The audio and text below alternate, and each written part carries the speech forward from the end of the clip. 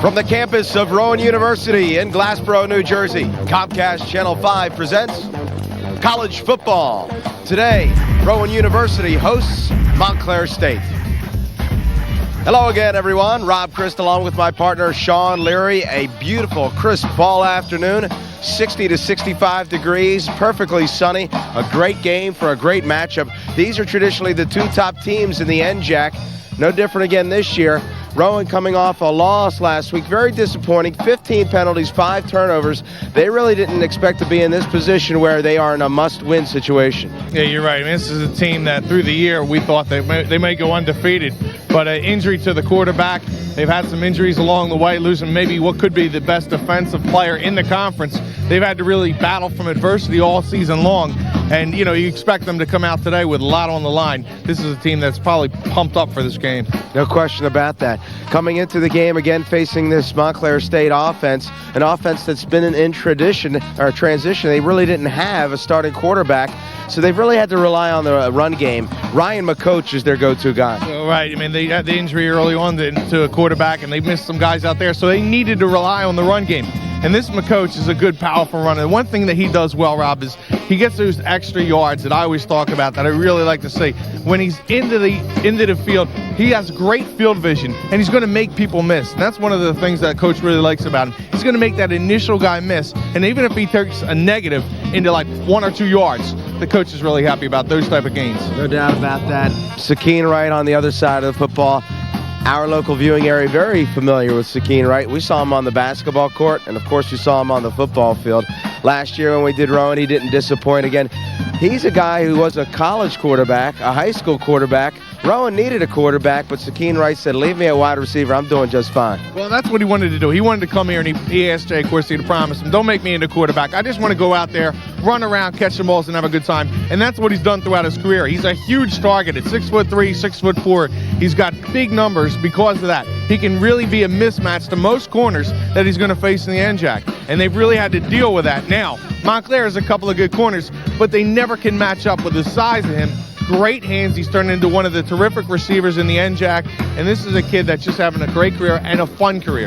Well, I can promise you one thing. You're going to see some excellent Division III football. In theory, both of these teams might not even go to the postseason, but I tell you what, these are still two of the best teams in all of Division III. Stick around. We'll have the opening kickoff for you next.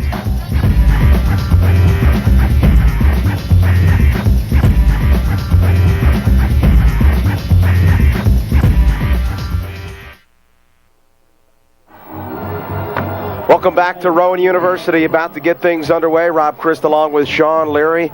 And Rowan University had won the toss. They deferred. Montclair State will receive to start things off here as Matthias Spahn will kick it away for Rowan University. It's high, it's short, and it will be fielded at about the 18-yard line.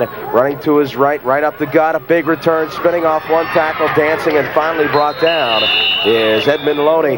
Good field position to start here for Montclair State.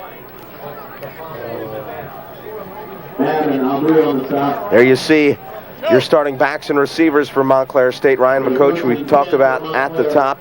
Fred Carter, their top wide receiver. And Perryman, also an excellent wideout. There you see the offensive line and a very, very young unit. As you see, 3 sophomores and 2 freshmen. Good size. Montclair State's best games are ahead of themselves. First down and 10. Ferriel. Play action pass, rolls, has a man, and he's hit immediately, very close to the first down. It looked like Walker. So Rashawn Walker, the recipient of Ferriel's first throw. And Montclair State, again, looks very close to that first down. In fact, they have it. There you see Ferriel. We'll talk at length about him in a moment. Randy Tosh, Ed Kunder, Tarasevich, and Heimerl, of course, the Clearview product.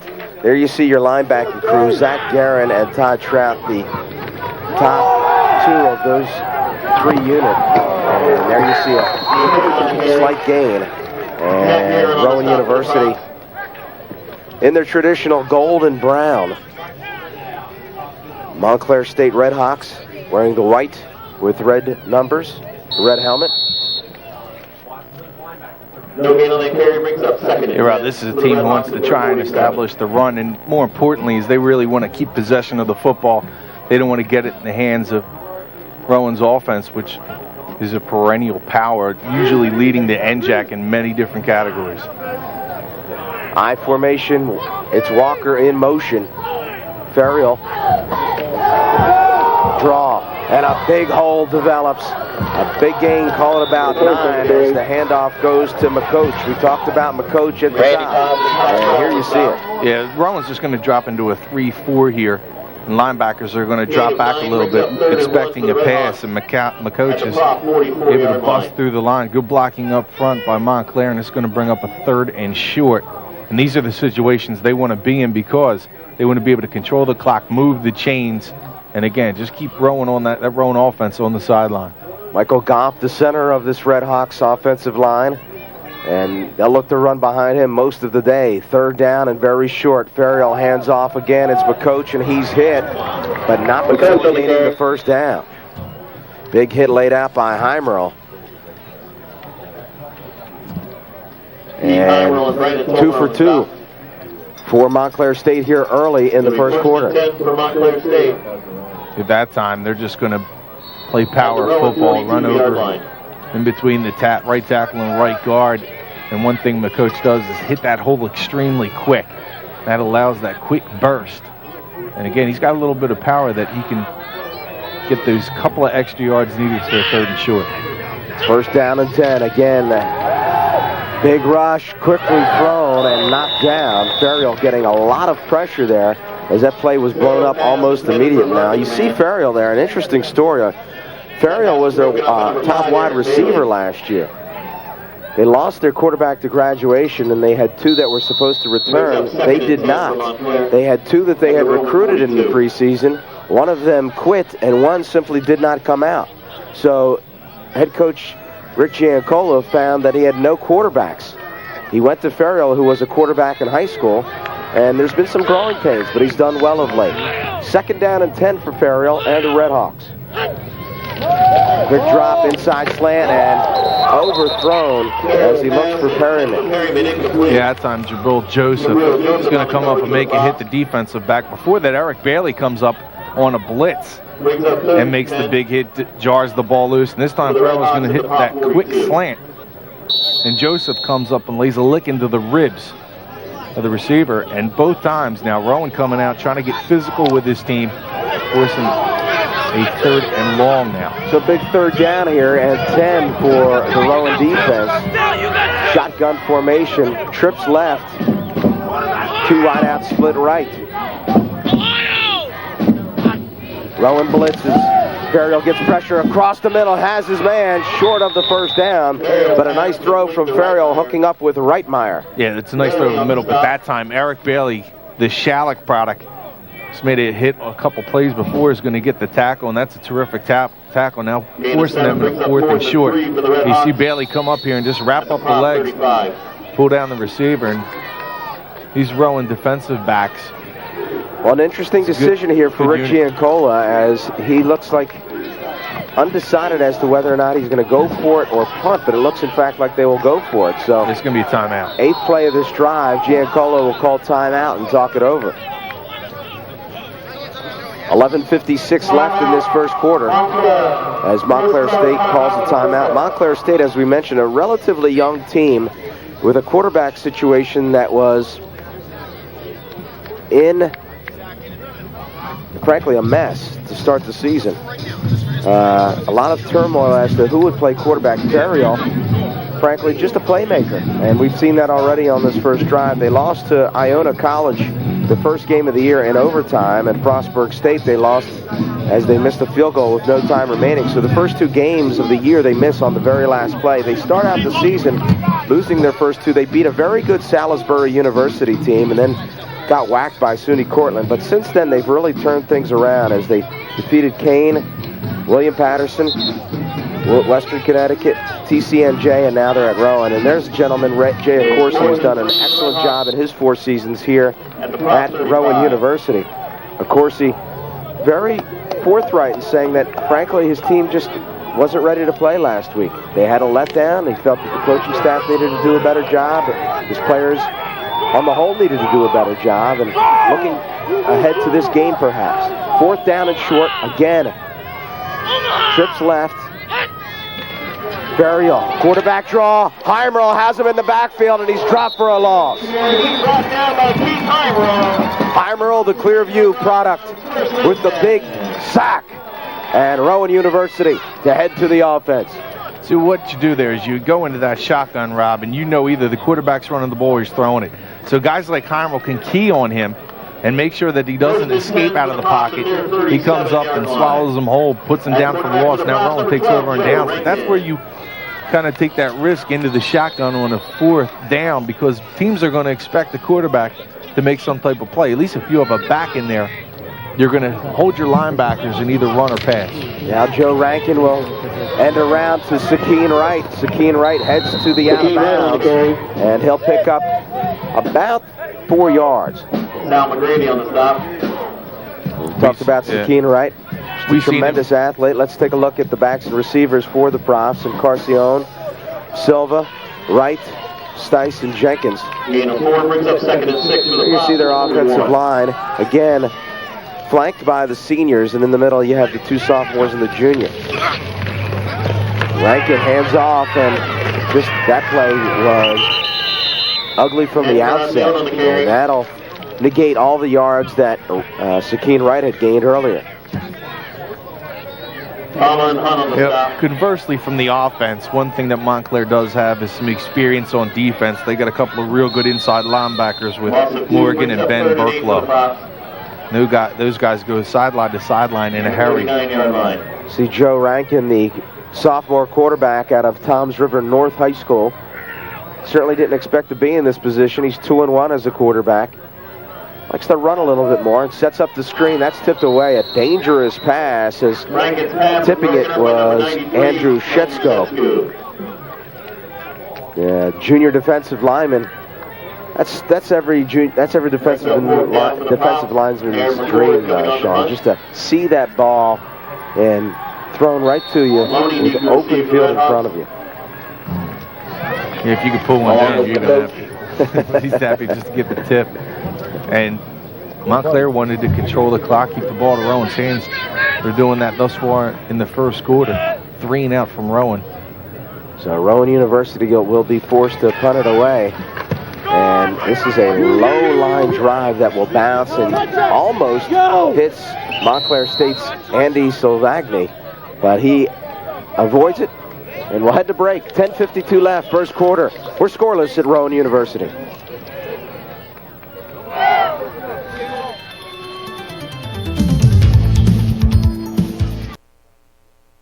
Western Connecticut. Out to New Jersey, travels Kane, and Hassan is at William. Welcome back to Rowan University, scoreless. 10:52 left, first quarter.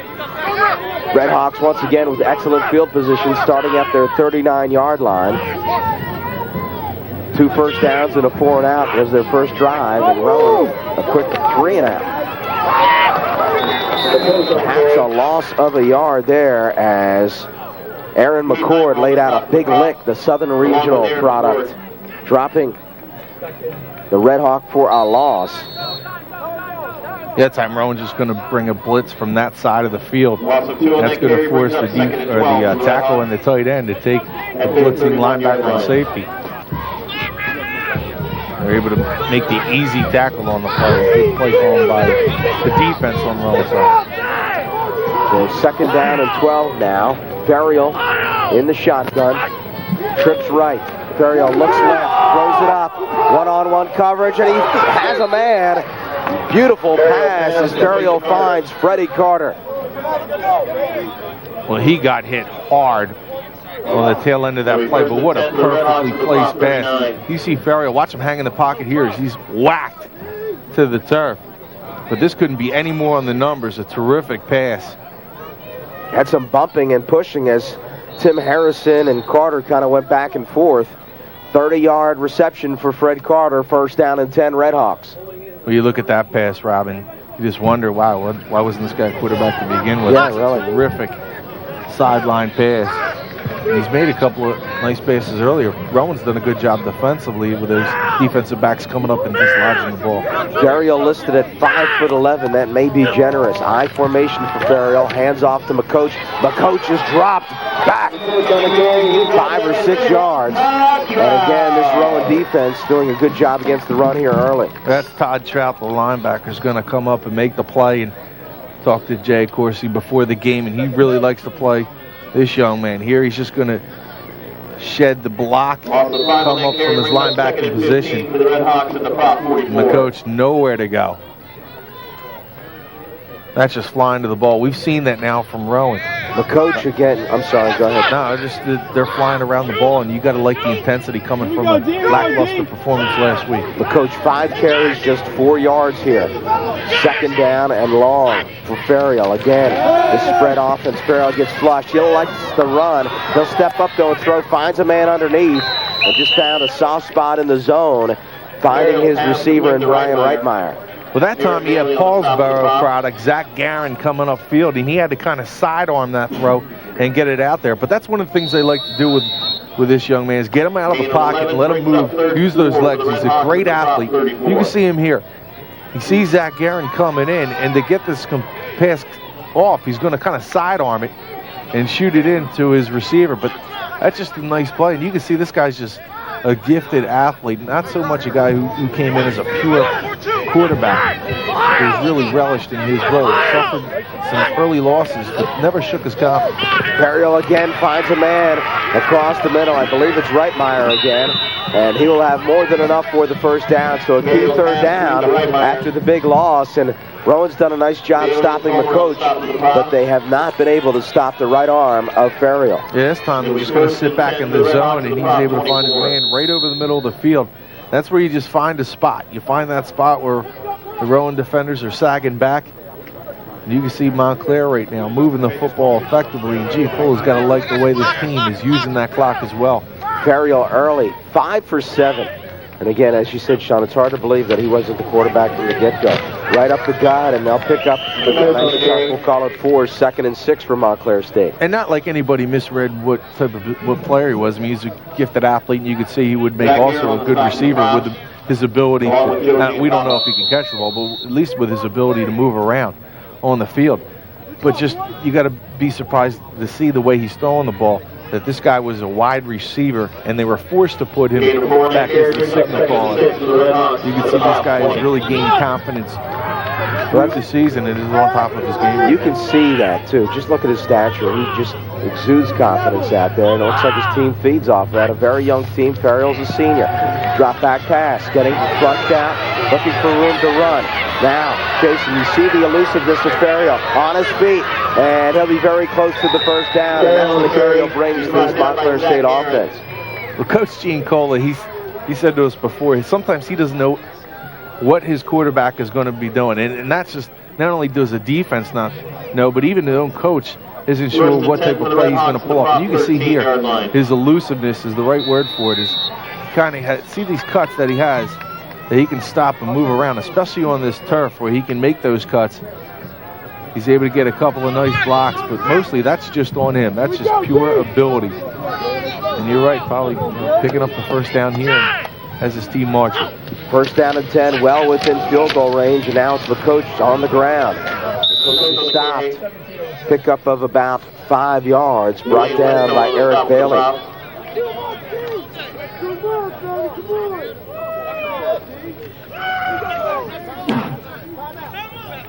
Gene Colo, the all-time winningest coach in MSU history with 148 wins, Rob. He replaced Freddie Hill, of course, who is now the head baseball coach at Rutgers University. He's been at Rutgers forever. And interesting story there. Anybody who knows New Jersey baseball, Rutgers has done a tremendous job. Typically one of the top teams in the Big East. And generally a part of the NCAA tournament. Freddie Hill was at Montclair State, as we mentioned, went on, and now perhaps there's some talk that maybe Brian Hill will take over as the head basketball coach there, depending on how well Gary Waters does this season. And he's guided this team to a couple of really long winning streaks. Montclair, over his 23-year tenure, has had some really good teams. The span of 1984 to 1986, he had a 16 or 18-game winning streak, and then another one, 16-gamer from 1999 until the final game of the 2001 season. Last time this team reached the playoffs was in 2003, reached the quarterfinal round. And he's a graduate of Glassboro State right here, so we asked him about that before the game, and he said, I've been coaching for too long, it's not that special anymore. He said, maybe earlier on in my career, but he really good tight end, was inducted into the school's Hall of Fame here in 1991, so a guy that really knows this area and knows a lot about Glassboro State / Rowan University. Second down, I formation for Ferrier and the Hawks. Hand off McCoach, off tackle into the end zone, touchdown.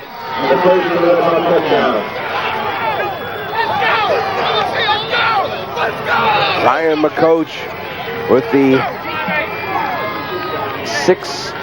9-yard carry for the touchdown, and Montclair State has struck first. Wait till you see the tackle on this play. Watch this pancake. Look at this. Great job by the tackle, just blowing his man off the ball. Easily scampering into the end zone is McCoach. That's Jason Wamba and Joe Urso.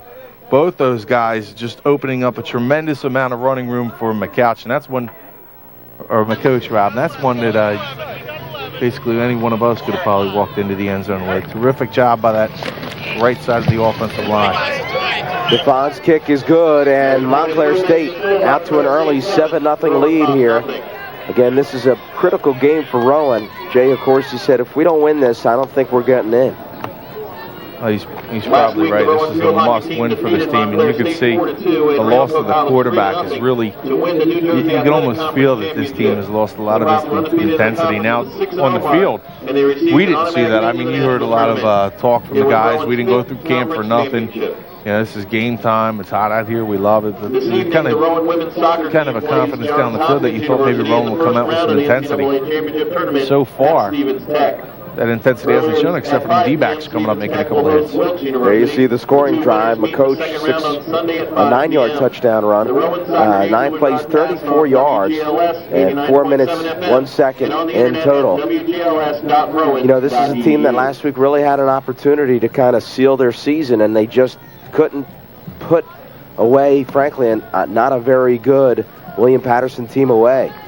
And they had another opportunity at the end. They blocked a punt. Could have kicked a field goal to win the game. They tried. It was blocked. And they find themselves now in a must-win situation against the Montclair State team that is not only very good, but getting better week by week. Kickoff, a low-line drive, and having a difficult time with it, but returning it out to the 27, now the 30, and finally brought down to the 36-yard line. Not a bad job there by Devon Edwards. No, that's a great effort. That's that intensity that I was talking about. When you come out and you just want those extra couple of yards, and that'll fire up your teammates. When you see from the sideline a guy putting forth that type of effort. Now, it wasn't a big play, but you could see he was, a tackle away from breaking that one. And that's just the kind of intensity you want to see in a huge game. And that's you want to see from your leaders on the team. But it's important now for Rowan to establish, first, number one, some type of run game and not put the pressure on its quarterback. Pitch from Rankin, and it's in Carcione. He'll try to cut it back, and he's taken down immediately by Morgan Burklow. Yeah, 6'1", 210-pound linebacker. And again, with that great speed going sideline to sideline, this is a terrific job by him. And this play kind of starts a little too slowly. Just going to try to pitch it down there. You see Burklow there, reading the ball carrier. Well, he tries to find a hole, but Morgan Burklow has, as you mentioned, Shawn, excellent speed, and he's become a big hitter on this team. And brought down D'Imperio after a gain of, we'll call it 5, so that'll bring up, again, a critical third down for Rankin in the offense. That's that type of speed you want to see from your offense. That time, D'Imperio is going to get the ball and just shoot to the outside. Turns the corner. He's able to pick up a couple of yards and gives Rowan at least a legitimate shot here of picking up its first down of the game. on the season coming into this game. Rankin 66 for 119 with 6 touchdown passes. And Rankin will hand it off to Carcion, and that will be short. So interesting call there, as it was third and a sizable amount. And instead they hand the ball off, and they'll leave it up to their defense once again. Yeah, that time they're just going to try to catch Montclair nap and maybe have those linebackers drop into pass coverage, and hopefully you pick up the first down that way. But Montclair, you can see the urgency that this team has on its defense. They're playing great football early on. Now 5:30 to go, remaining in the first. Aaron McCord will punt it away. You got to keep the cameras outside. Back inside the 20-yard line, Redhawks waiting to receive the kick. McCord's first punt was a low liner. This one is appreciably better. We'll have a fair catch. No. Allowing it to bounce and roll. And inside the 5-yard line, touchdown at the 4. So an excellent job by McCord. And 5:05 left in the first quarter. McCord has given this team a big boost. McCord got better size than your typical punter. 6 foot, 230 pounds at a Southern Regional. Manahawkin kid. He's got a good foot. That time he's able to just drop it in there. Now Rowan defense can play a little risky here, Rob. This is where you want your team to maybe go for the interception, go for the fumble, go for the big hit, because they have that team pinned back. And if you know Giancola, right here, he'd probably play a little conservatively, holding the 7-0 lead. Burial hands off to McCoach, and McCoach again with a big surge in that line. And right now that Montclair State line is getting a good push. An excellent job on the right side of that line again with Jason Wamball. You see Urso. On that carry brings up 2nd and 5 for the Redhawks at the 9-yard line. A couple of big guys. Michael Golf there, the freshman, 6'3", 250. And Rob, remember, this is a team that started in the beginning of the year, including the tight end. 2 sophomores, 1 freshman, and a senior. Now Jason Wamball, that freshman, in there for Kareem Fair. So tremendously young unit. The coach again, and he'll be just shy of the first down. So a critical 3rd down here. Rowan really needs to stop this 3rd down play to assure themselves of excellent field position. But so far, Montclair State has really owned the line of scrimmage.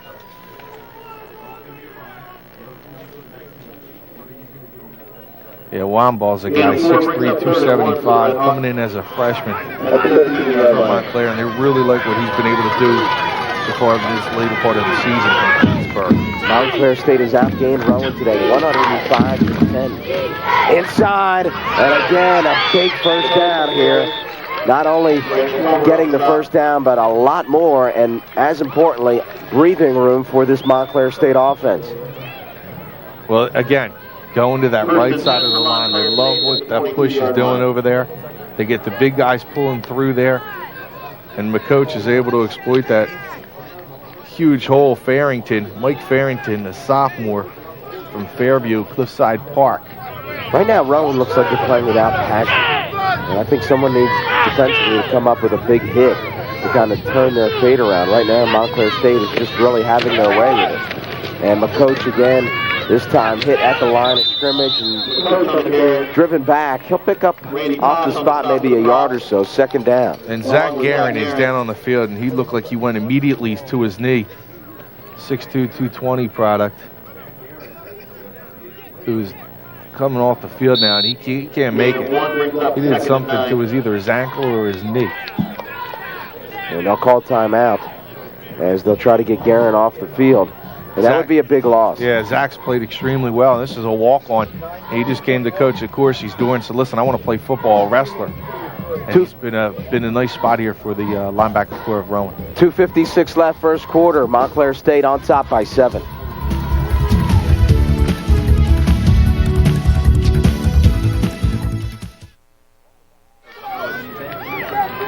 Welcome back to Rowan University. Montclair State on top of Rowan here. A big Division III game for both of these teams.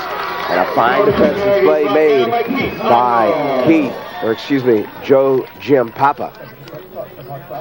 Joe Giampapa, a freshman out of Wayne Hills, is going to bust through this line. And a terrific tackle that play, and that's that quickness. That's that quickness you want to have. That's actually Keith Armel. That's the Clearview product. It comes shooting through the line, number 45. And that's that quickness you want to have from the defensive line. No, not huge on the line, but great speed. Both teams talked about the need for Montclair State to control the clock. And they've really done that thus far. And I tell you what, this Ferriol kid, he's been very impressive. I'll tell you what, Montclair could have been called for an offensive pass interference. Brian Reitmeyer, a senior, is going to come down. You're going to see number 18 block off the defender while the ball's in the air. And you could have called pass interference on this play, Rob, because he was blocking him before. That's the old pick play. Yeah, the old pick play. Could have been called, not called. But again, Montclair moving the ball downfield now with 1:41. And this will be really disheartening to Rowan after they pushed Montclair back to its own 4-yard line. That's right. Remember, this started inside the 5. Ferriol throws it up, and pick off! Threw it up for grabs, trying to get Freddie Carter. Instead, it was Whetstone that comes down with it, and now they're going to call a penalty. Yeah, it's unsportsmanlike for throwing the ball. But terrific job by Dwayne Whetstone out of Pleasantville. 5'11", 188. Terrific positioning. Looking back for the football. He's going to just jump up, pull that ball in. That's just terrific defense by him. Very athletic play. But then you get the unsportsmanlike.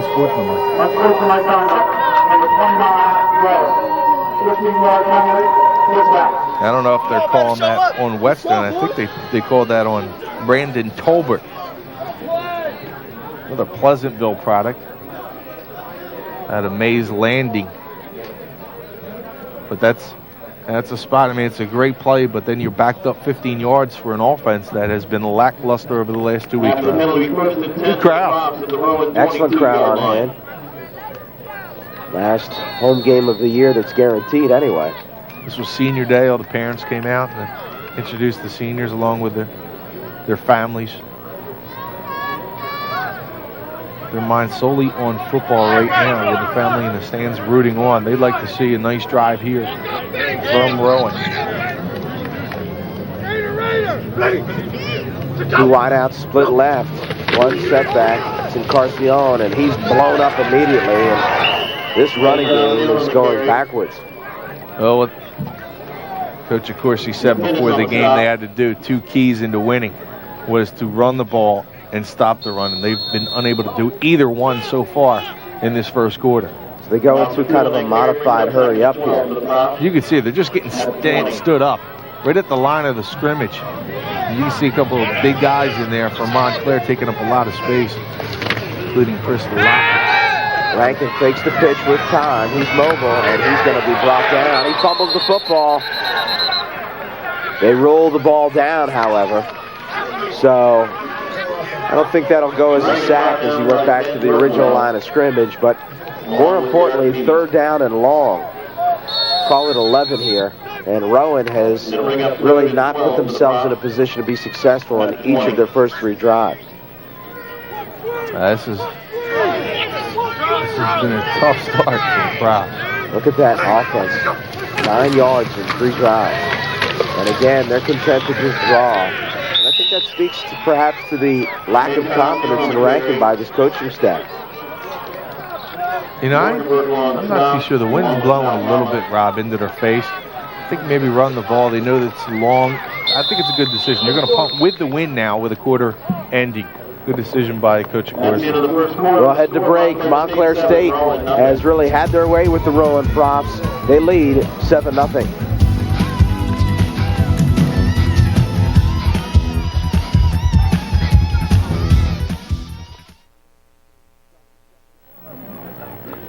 Start of the second quarter. Rowan University trailing Montclair State 7-0. Rob Christ and Shawn Leary. Beautiful afternoon for college football.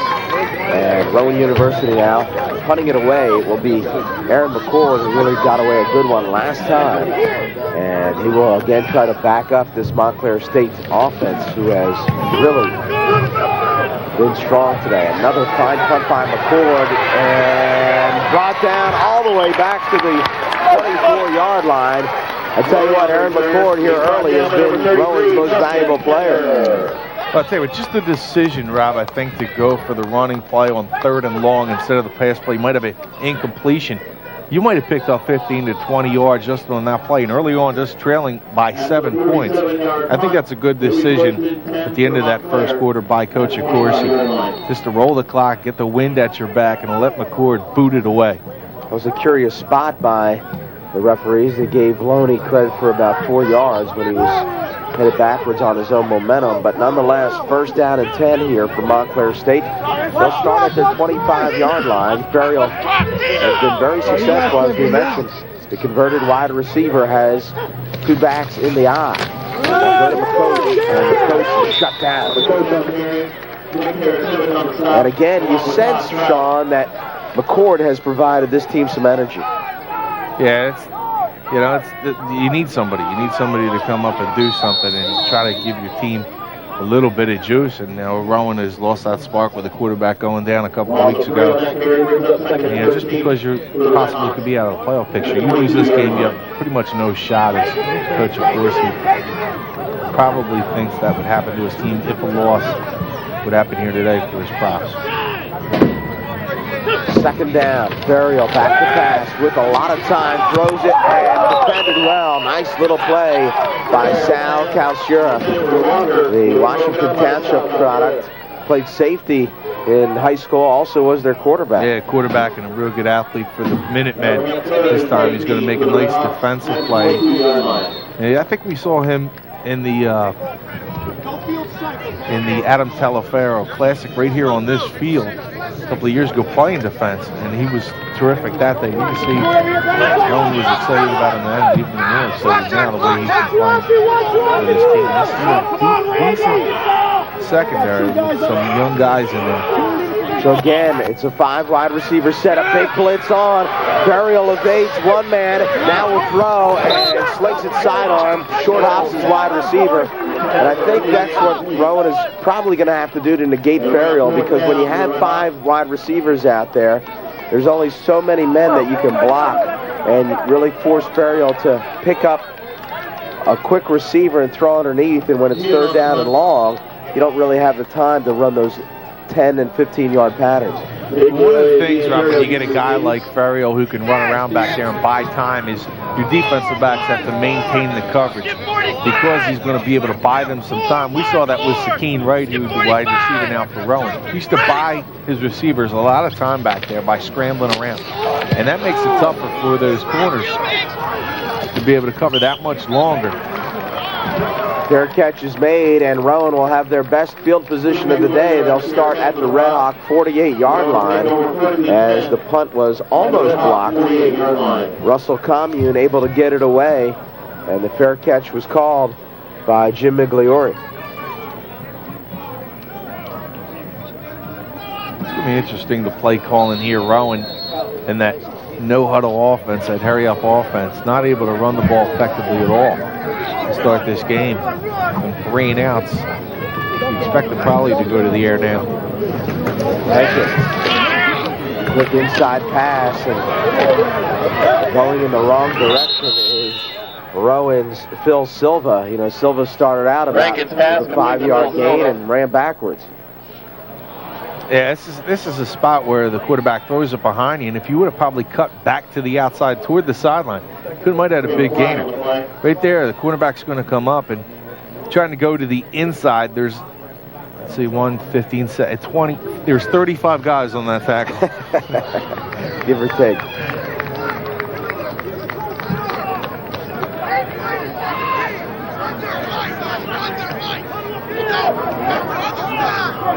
After the flags, unsportsmanlike conduct. Number 8, offense, 15-yard penalty, 2nd down. Well, you talk to any coach, and the first thing they'll tell you is we need to eliminate turnovers, and we need to eliminate penalties. Last week against William Patterson, 5 turnovers, 15 penalties for Rowan, and unfortunately for the Profs, they're picking up right where they left off. 2 unsportsmanlike conduct calls. And in some ways, Shawn, you can live with the holds and maybe an offsides or two, but when it's unsportsmanlike conduct, then it's strictly being undisciplined. Yeah, right. When you pick up them 15-yarders, the only one that you can accept as a coach is maybe a late hit toward the sideline where you guys just playing aggressively and wasn't able to hold up on the play, and you can argue sometimes those calls. When a guy is unsportsmanlike, that's just putting your team in such a hole. Now 3rd down and a mile, and it just puts your team in such a disadvantage. And also, at this point in time, is going to that field possession battle that you were starting to win. You're giving that back to the Red Hawks. Well, you can see on that play, Rankin just does not have the arm strength that we saw from Oriole previously. Again, much more mobile, but here with the 3rd down and a whole bunch, he's going to be in a tough spot. He pitches to D'Imperio. D'Imperio will try to run it outside, and we're going to have a little face mask call, but that's probably going to be the 5-yard variety, and Rowan most likely will have to punt it away. Getting a little physical down there. Nice shot on the out of bounds there. It's a clean hit on D'Imperio.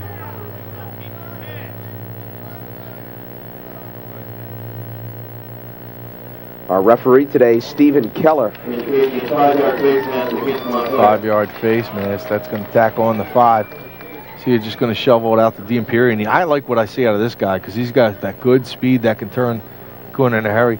You're going to see the face mask there. Good shot by him. Down man to pick that up. D'Imperio getting hammered. That's a big break because they will now repeat 3rd down.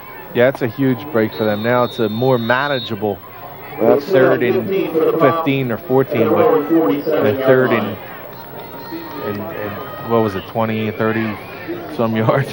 That's one you're not going to pick up in most cases, in almost all. 81 passing yards for Montclair. He's Rowan, a perennial passing team. Not getting that off the track that they thought. Rankin looking for a man and throwing in double coverage, and this will fall incomplete. And Rankin, again, you can see here early, Shawn, just does not have the arm strength of Oriole. Doesn't have the arm strength in there. He's just going to focus on that receiver. And you know what? You got to look that guy off. The safety's able to come over and help. And even though Silva may have beaten his man, safety's going to be able to come over there and take that play out. He's got to move his head, swivel it around, look some guys off if he has to. The pump was fine. Then you got to either let it go in a hurry, and that's just not a nice play for him because he doesn't have that arm strength to get the pump and going, letting it fly in a hurry. So McCord, who has really been a force for Rowan, will punt it away. Again, it's a spiral, and Loney is back at his 13. Loney with some room to the 20. Loney around the corner, up to the 35, and Loney is finally knocked out of bounds, but Montclair State with excellent field position. These are two teams going in opposite directions. You could see right now, you could see a possible. And this, I thought maybe you could have. Ticky-tack foul. You let him go away with that. Loney's able to get to the outside. You can see the burst that he throws here. Watch him turn it into a second gear right here as he's able to get to that corner, switch his hands, like you want to see all your good ball carriers do. And Rowan giving up again that field position. They started that drive at the 48. It's now Montclair State starting at the 43. So again, a disappointing turn here for Rowan, and they will force the issue as they run blitz, and McCord still able to pick up a couple. These teams coming into this game really headed in opposite directions. Rowan with a terrific season until quarterback gets hurt. They lose the game, which was a shocker pretty much to everyone in the NJAC.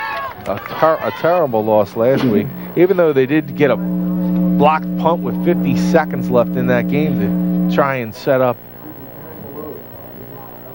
the tie, and they weren't able to do so, and Rowan goes on to lose. But this Montclair team coming in hot with those couple of losses early in the season. McCoach on the carry. And that'll bring up a key 3rd down and 3. And you're able, Rob, to run through the teeth of the defense. You really break down the spirit of a team. And that's going to really open things up for this Montclair offense as this game moves along. It's a good point, Sean. This offensive line of Montclair State is really controlled things. Again, these guys are young, so Rowan's going to see the team with this much talent on the line for many years to come. 5 wide receivers set. Reckmeyer cuts it inside. Instead, they'll go out. And another first down here as Ferriol finds Rashawn Walker. You know, again, you look at the protection here for Ferriol. Great Just protection. got way too much time. Soft coverage. He's just going to fire it out there. It's just way too easy. And you're coming up on your man. There is not a Rowan player within 5 or 6 yards. They're able to pick up the first down very easily. You're right, Rob. I mean, this is a team with no emotion whatsoever, and they need some type of big play. Somebody's got to be able to come up and make a big hit, draw the ball loose, some type of turnover. Ferriol getting pressure from Heimerl, finds a man again, and he finds his big tight end. That is Rob Domke, and Montclair State continuing to move the football.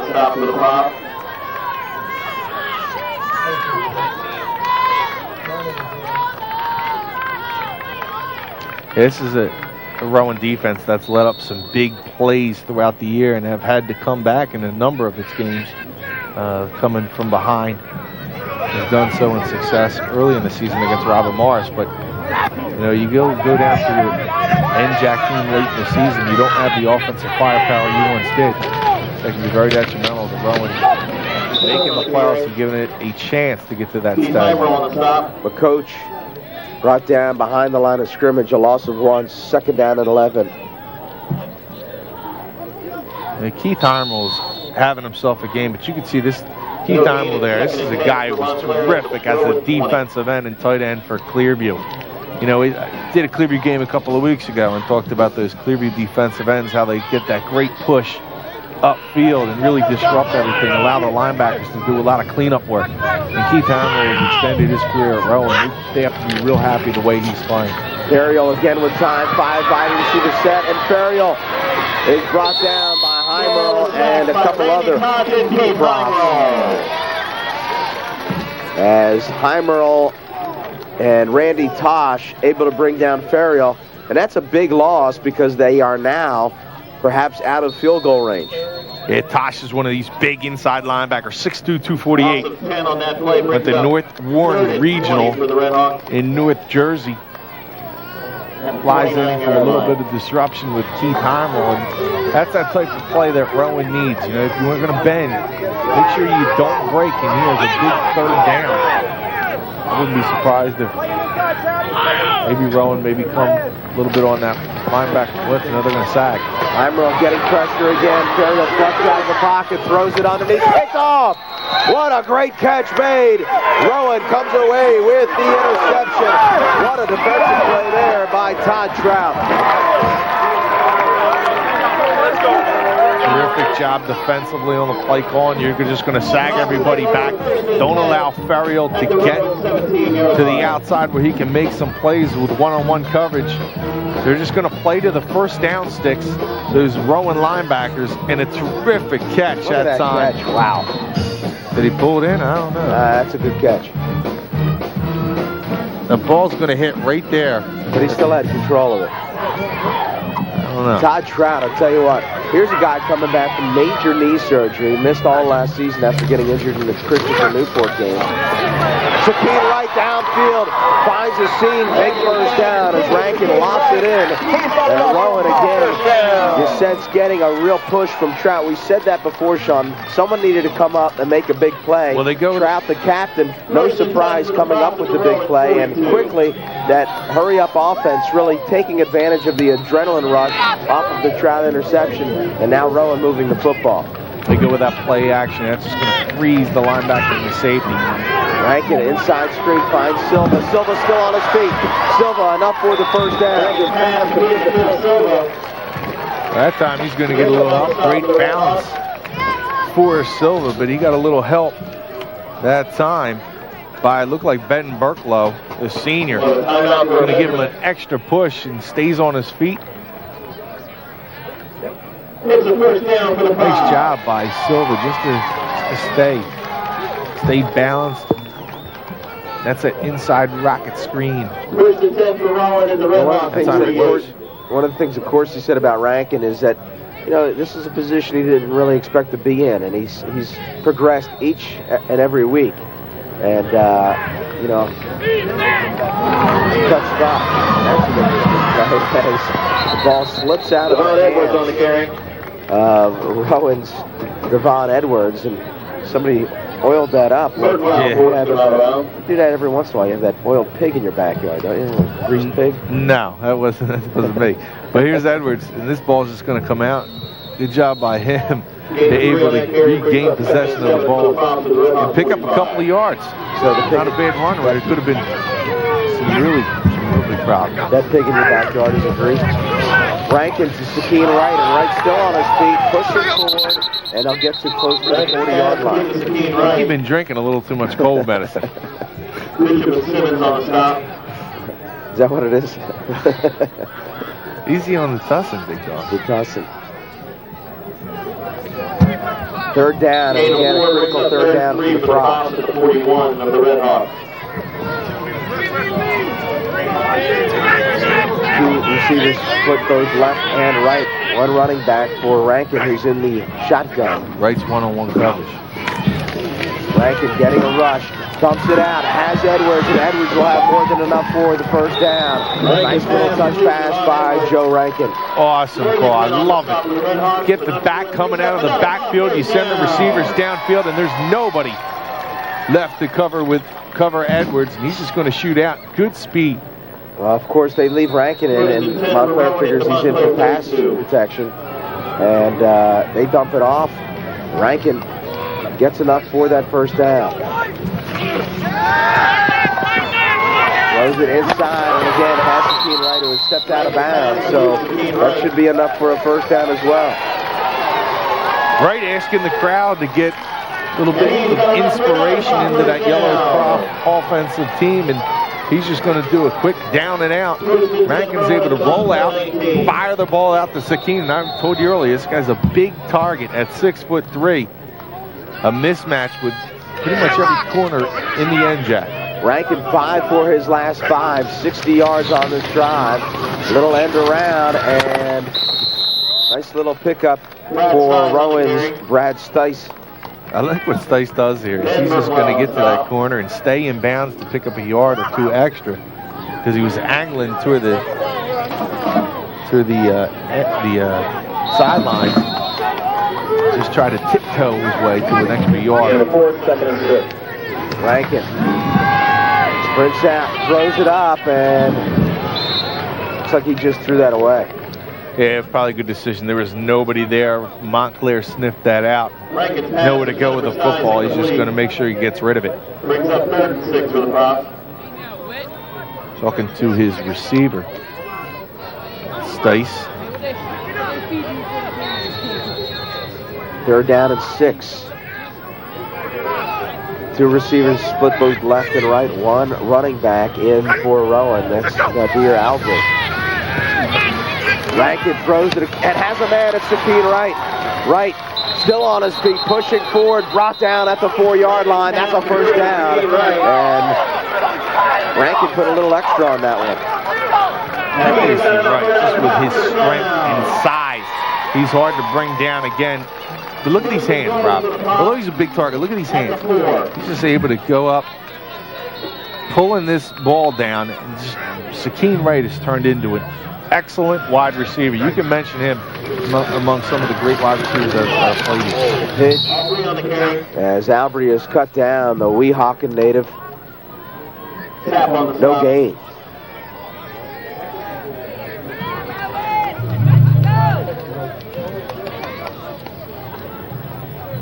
Still a lot of time here before halftime, 7 No minutes. gain at 2nd and goal for the Props at the 4. This last drive by Rowan has shown some signs of life.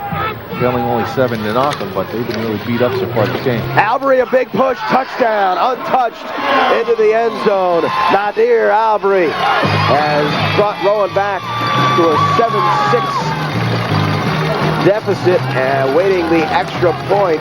A big push, a huge hole for Rowan, and a big drive. Not only do they get points off of this drive, Shawn, but they allow their defense to regenerate and generate some confidence on both sides of the ball. Yeah, you're exactly right, Robin. That's a good point when you look at how long the Rowan defense has been on the field. And with Montclair running the football effectively as they've done so far, you got to figure if that continued, Rowan would definitely get a little tired as the game wore on. Terrific drive by the props. Watch the hole opened up. This is just a terrific job, play calling all the way around. You like your offense to execute like that every time. Tied at 7, 6:49 left. Division 3 football here on Channel 5.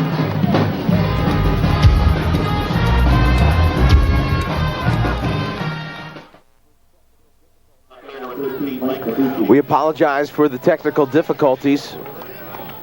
Ferriel, a big play. He was sacked and went off limping. So we have a new quarterback in the game, and that is Mafucci. And that will certainly be a major loss to this Montclair State team, losing Ferriel, and you can see right there the result of it. Yes, a huge loss. They could ill afford to lose Ferriel. We already talked about the quarterback woes for the Red Hawks, and then now lose Ferriel in such a huge game. This would be a tremendous loss. Talk about a momentum boost or a disappointment to the other sideline. This would be devastating for Montclair. Commune punts it away, and Rowan will have excellent field position as a nice little return made by Jim Migliore.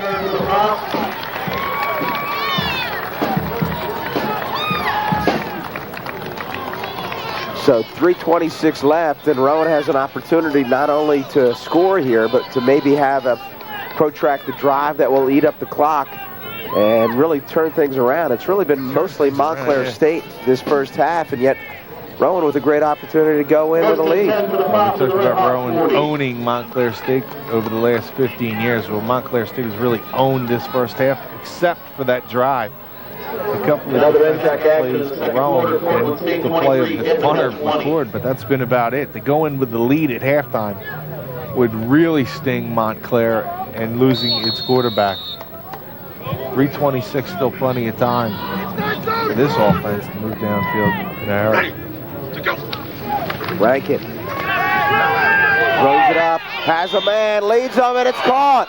A beautiful pass as Rankin finds Dustin Catcher. What a great name for a wide receiver. He's got enough for a pop first down. Out of Spotswood High School, and Rowan moving the football once again. That time, that ball's just placed perfectly. We seen that type of pass earlier from Ferriel, who laid it on the numbers. This just as nice. Hand off to Encarnacion. And he'll pick up 3 or 4. Rankin now, after starting very slowly, has improved drastically. Encarnacion has to wonder why he got out of bed. He has not had any kind of help up front from the Rowan line. Not blocking for the young man. He's had a little bit of struggles here on the ground so far. Rankin started 1 for 4. He's now 8 for 12. And Rankin throws it inside to right. He had right. He just simply underthrew it. Quick hitter inside. And Rankin underthrew big Sakeen Wright. I mean, look at Wright. That's got great size. And yeah, I mean, especially near the goal line, Rob, you have that big target who's able to shield the defender off with his body. And you can throw that slant. That's very difficult for any cornerback to defend, let alone a guy who's probably given up 4 or 5 inches and a huge size disadvantage. Third down, Rankin sprints to his left. Throws it up for Wright. Caught, touchdown! Sakeen Wright, and we've talked about this before, but Sakeen Wright really brings his basketball abilities to the football field, really shielding off the defender, and really no opportunity for Derek Simmons to defend Sakeen Wright, who bodied off Simmons, and Rankin exploited that. Well, for a guy with such a big stature and big frame, he's got soft hands, and he's able to pull down a lot of balls that you wouldn't typically see a guy with his size. You know, he's a tight end at Eastern Carolina. They did move him to the wide receiver position, but you could see why this guy's turned into a terrific pass catcher, because of his ability to just go up, get balls, and use that big frame to his advantage as well. Matthias Spahn kicks it good, and he's knocked down, but no penalty flag, and Rowan has really turned things around here. That first quarter was literally all Montclair State, and all of a sudden Montclair State now finding themselves with a 7-point deficit. 2:39 left in this first half. You see the great crowd on hand. Couldn't have a better day for football. Senior day here at Rowan University, and the seniors are enjoying it. Sakeen Wright, a senior, of course, really making the most of his opportunities. What a remarkable turnaround right now for Rowan, Rob. If you would have told me nearly 10 minutes ago that this game will be 14-7 in favor of Rowan, I would have thought you were nuts, because Montclair State owned pretty much every facet of the game, maybe other than the kicking game, with McCord having a couple of punts early on. Even kicking into the win, he did an okay job there. But yeah, this is a team that can score in a hurry on you, and with that offensive firepower, really never out of games, and we've seen that a number of times. So you can see that scoring drive capped off by Sakeen.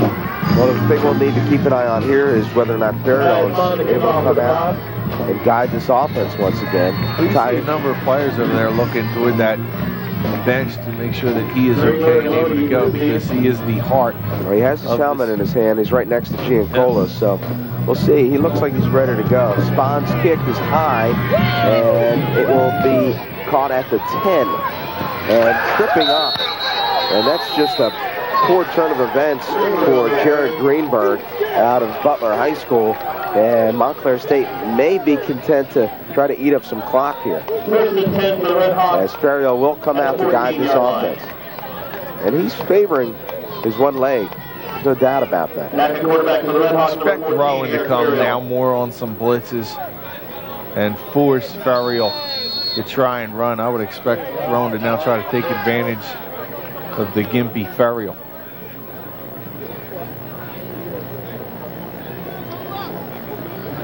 So I formation for Ferriero and the Redhawks. Two receivers split right.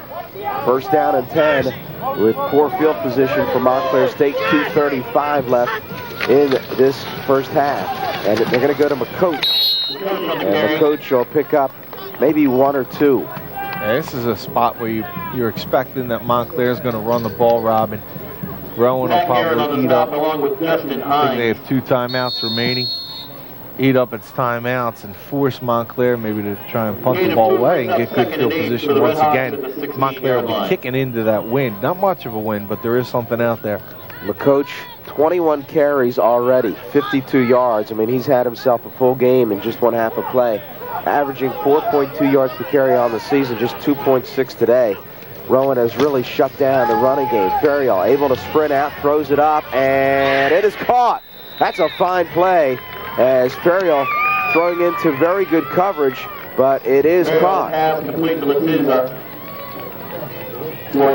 a spot. I think that's a nice call for Giancola and his staff. Is, you know, you're thinking they're probably going to sit on it. They got the quarterback who was just injured.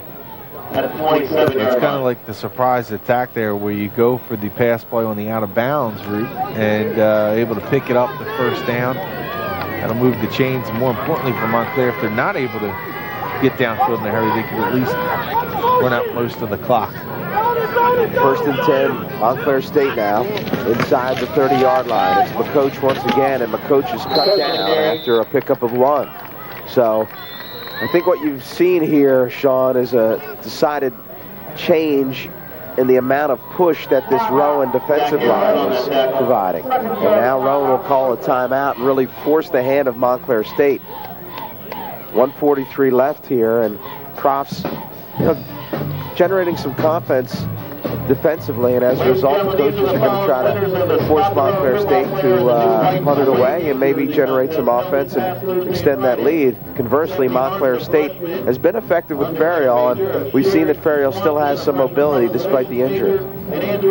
But that pass play, that first down play was really important for Montclair because you're going to force Rowan to use both of its timeouts. The one thing for Rowan is they usually go no huddle all the time, so they're comfortable in that type of 2-minute offense. And it really doesn't faze them to have less than a minute to try and pick up some points on the board.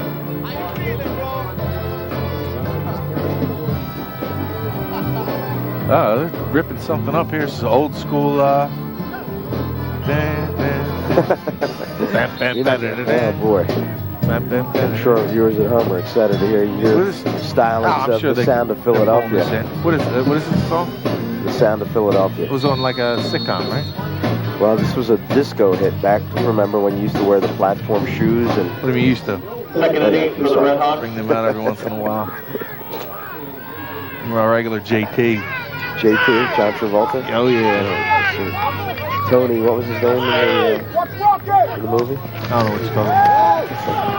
And Ferriol finds a seam and finds his man. So again, Ferriol picking up right where he left off as he finds A.J. Letizia. That's just a nice pass. He throws that slant as well as anybody that I've seen at this Division III level. Be able to hit that slant.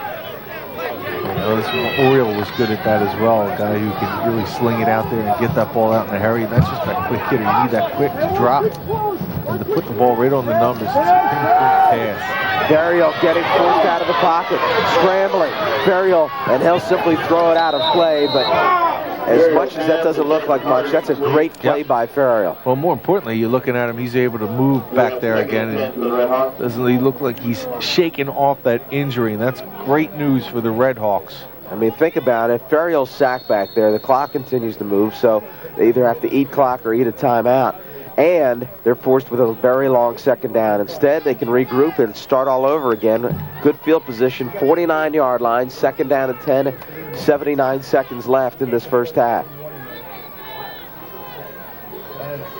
Three-man rush for Rowan. And they'll blitz. Quick out. And they find Perryman, pick up about 4. And Giancola saying, listen, we got to get this going here as the clock ticks down to 63 seconds. Trips right. 2 wide out, split left. 3-man rush, Ferriol, shotgun, back to pass, inside, tipped up, and not caught. And that's just a nightmare scenario for Montclair State as Ferriol threw it, and it fell in and out of the hands of Letizia.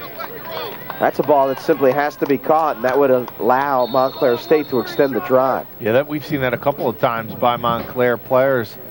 That's on the ball. Absolutely should have been caught, and that's where if you get that little tip, Rob, that's such a dangerous pass over the middle of the field. And for a receiver, you really have to come down with that ball because it can be not only pulled in, but also taken back for 6. Punted away by Commune, and coming up to receive it is Rowan. And Migliori able to take it with 42 seconds left. And Shawn, I'd be surprised if they try to throw the ball here. I think that Jay Accorsi and the profs probably pleased with what's transpired here, and they'll be happy to head to the locker room. Maybe, but remember, you got Sakeen right out there at 6'3". If he's able to fire up the sideline, you get him on, maybe, which I don't think they would, because especially in the formation, they're not going to get him in single coverage. In fact, they got 2 men over there to make sure they spy on him, but you never know. With Sakeen right, he's able to pull that down. Rankin hands off to Encarnacion. Encarnacion will pick up a nice chunk. We'll call it 7, and Rowan now content to eat up some more clock here. I'm waiting for the play. 20 seconds now in counting. Probably have to run one more play here before the clock runs out. I don't think so. The play clock is not running, so And that'll be it then. So Rowan content to head to the locker room and really turning their fortunes around. It was all Montclair State in the first quarter, and Rowan returned the favor. 14 points in that second quarter. That gives Rowan a 7-point lead as we head to the half.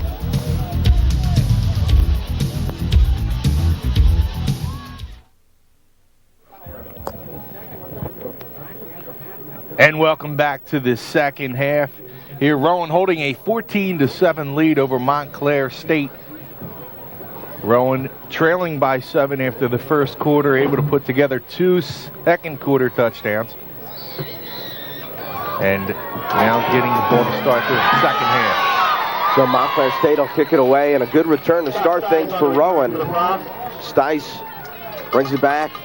And let's take a look at our halftime stats, Shawn. And one thing that really stands out was that each team really dominated one quarter, but the 2 turnovers by Montclair State really kind of put a crimp in their plans. But you can see in those first downs just how much Montclair State really ruled the ball. Well, if you look at time of possession, I think Coach Giancarlo would have been really happy with the way this game was going, but they just haven't been able to take advantage early on. Rowan able to kind of like, that bend but don't break defense. Montclair owning the first, let's say about 22 minutes of the game, or 20 minutes of the game, Robin. Rowan unable to do anything. After three and outs to open up. Defense wasn't doing well, and all of a sudden they just turn on a switch. Again, another inside end around. And pick up here for Rowan. So they're literally picking up right where they left off. Nice job that time by D'Imperio. Getting a block that time. D'Imperio, senior wide receiver, 5'7", 170. Able to kind of seal that corner off and allow Rowan the big gainer. And what confidence this team must have after the second or the first half, and to have the lead. And they played pretty well at the end of that second quarter. Rankin throws it up and has a man, and Silva watches it sail over his head. So Silva was open. Timing play, and Rankin just a little too much air under it. Now, Silva's a big target also out of Vineland. 6'3", 220 pounds. And, combine him with Sakeem Wright. You have a couple of real big targets on the outside. Difficult matchups for these 2 corners from Montclair. Encarnacion into the secondary on his feet and finally brought down by Troy Bishop. That'll be close to a first down. Bishop has played well for this team. Montclair State's head coach Rick Giancarlo talked about what a great job he's done in terms of run support, and there you see it. So 3rd down and short. You kind of think that, of course, he's in 4-down territory here. Rankin, hands off, and absolutely nothing there. It will be close to a first down, but I think he's going to be short. That was big Derek Mimi taking up a lot of space. He's 330 pounds in the middle of that defensive line for Montclair, and that's a lot of man to try and move and push out. Rowan going for it here on 4th, and looks like about 2.5, The ball just inside the 30-yard line. Rankin has one running back, and he'll hand off. And dancing inside, he'll be very close to a first down. I think he got it. So Devon Edwards. Good move late as he was ready to be tackled. He cut back to the inside and found some open space enough to kind of propel himself a couple of yards for the first down. Nice run. That's those short runs that don't add a whole lot up into your stat column, but coach really appreciates that hard, quick, tough run. Rankin.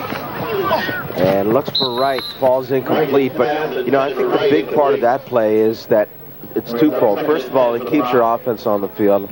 And second of all, it really speaks to the confidence that this team is starting to generate. Right, and you don't feel like you have to go to the air. In years past with Oriole behind center and what a quarterback he was for a number of years, and you have Wright and Silva out there, you might think about throwing the ball, but this is a team that knew they had to come in and run the football, and you're right, Rob, they've certainly gained a little confidence in that run game. The Imperial will throw it wide open is Silva. Silva picks it up, touchdown! The Imperial to Silva, and Rowan on top now, 20-7.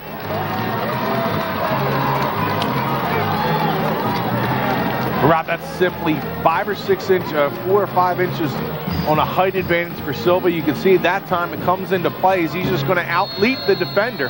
And he was all by himself. The defender was able to close the gap and defend the play, but Silva's just going to out-jump and pull it in. Nice play call and really took Montclair off guard. So a little trickery here by the Profs results in a touchdown. And Matthias Spahn on to attempt the point after. His kick is good, and he will extend this lead to 2 touchdowns. So quite a turn of events here for Rowan after a first quarter that looked like Montclair State was just simply going to have their way. Rowan able to right the ship, and I think you go back and you have to look at the senior leadership provided by Todd Trout, because it was that interception that really started to change things. Yeah, you're right. And we kind of said that. You needed a turnover or something to turn the tides, and that interception certainly did that for the Profs. Right now, they are holding a 14-point lead. Now, Ferriol's air attack is going to be hampered somewhat by Rowan knowing pretty much what they wanted to do. And I think, Montclair State, although they've held the field or the battle of field position early on and also held the time of possession, Rowan's now going to be able to kind of rear back and get after Ferriol a little bit and force him into some more mistakes. If without that running game, that really hampers that offensive unit. There were 2 dead ball fouls that offset, so does not really impact what transpired there, but this 8-play drive by Rowan results in a touchdown. The Imperio hooking up with Silva. So Rowan with 3 different scores on the day. The Imperio's touchdown pass, as you see, capped a 8-play 56-yard drive in 2:12.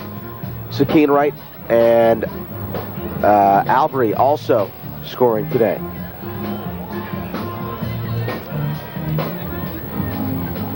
There you see the drives of Montclair State, and it was really those 2 interceptions on the 3rd and 5th drive that really kind of hurt things for them. As that 3rd drive, they started at their own 5 and really moved the football. And there you see Rowan University. You can see the first 3 drives, 3 and out, and the 4th one wasn't a whole lot better as they went backwards and barely got it back to the original line of scrimmage. But then things changed considerably. That came off that interception. They went 83 yards to that first score. That's not a... Matthias Spahn kicks it off the side of his foot, and Montclair State will start with very good field position here.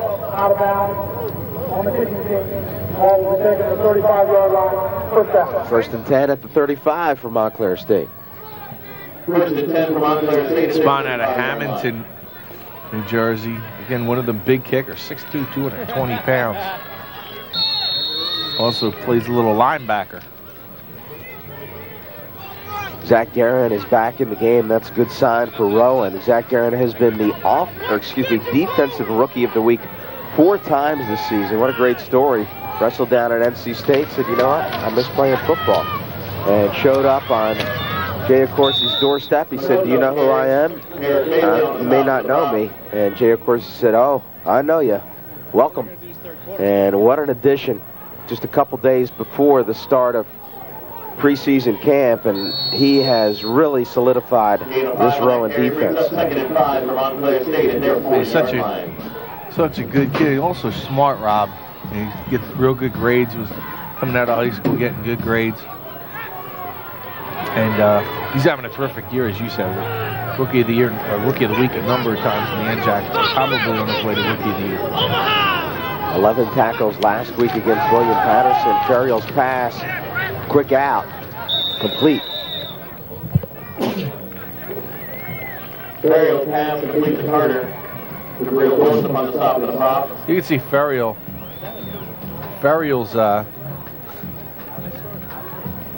trying to get out of the pocket, Rob, and that's one of the things I think they need to do with him is get him out rolling and allow those receivers to break off the defenders. You know, Rowan does a nice job defensively with holding on to the receivers for a certain period of time, but you just can't hold your position for those receivers for an extended length. If Ferriel's able to buy himself enough time, they roll him out, they might be able to have some more success with him. He's throwing the ball pretty well. Ferriel's pass and bit of a miscommunication results in an incomplete. Now, the Division III poll has Rowan University ranked 10th. Of course, that's coming off of that loss to William Patterson. So Rowan fell precipitously. Now, Delaware Valley is top ranked in the region, but Delaware Valley, to give you an idea, is only ranked 8th in the entire nation. It's Linfield out of Oregon and St. John's out of Minnesota who are ranked 1-2. Ferriel, and he's hit, and he drops the football, picked up by Rowan. Heimel fell on it, I believe that's Rowan football. Now go get me some. And Ferriel is saying, I was down. And we have some technical difficulties here, so we won't be able to bring you that instant replay. But Ferriel turns the ball over, and it's starting to look very bright for Rowan.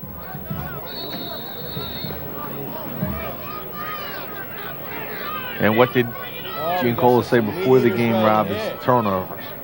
Just cannot afford them against this team, let alone any other team. And you're coming to see it here. Rowan just starting to really hammer away now at Montclair. One of the things they're doing better is blocking. They've done a pretty good job blocking since that first quarter. Now, for those of you who are Division III football fans, of course, you're wondering, why isn't Mount Union one of the top teams? Well, they lost this year, and that was the first regular season loss in ages. Of course, Rowan broke up their streak a few years ago. That was in the postseason, but Mount Union, a rare in-season loss. They're ranked 6th, right behind Trinity, who's a power out of Texas. Yeah, most of the schools you just talked about, the schools are always in the top 10. And look at the second effort by Encarnacion, and he's deep into the secondary. A huge pickup for Encarnacion, about 14 yards. And you can sense that right now, really, Rowan owning things, and Jay Corsi really has to breathe a heavy sigh of relief after a very difficult first quarter. Yeah, this is a Rowan team that's well conditioned. They're used to going to this no huddle attack, and you can see why they come back in a lot of games. You know, they seem to wear teams down. Rankin, a fade to right, and in and out of the hands of Sakeen Wright. Nice pass by Rankin. It was, and that ball was on the numbers. Sakeen probably thinks he should have pulled that one in.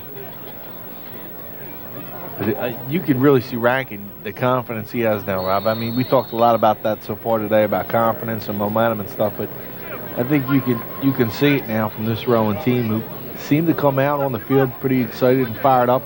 Didn't pull it out in the first quarter, though. They've certainly done so since that second. Encarnacion will pick up about 4.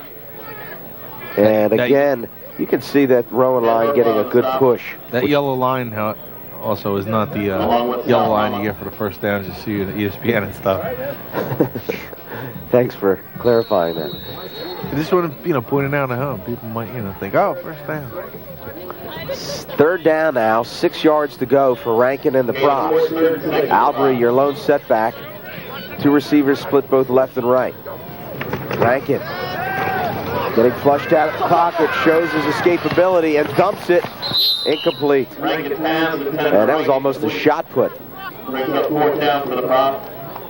He doesn't seem to look as comfortable rolling out of the pocket. And this is a guy who's been touted as a guy who can run a little bit, and they like to get him out of the pocket, but he just hasn't seemed real comfortable in that position. That time he's throwing with his right hand running left. He's got to kind of like pull his body back, and he's not able to get a whole lot on the throw. So it'll be Matthias Spahn to attempt the kick. It'll be a 31-yarder.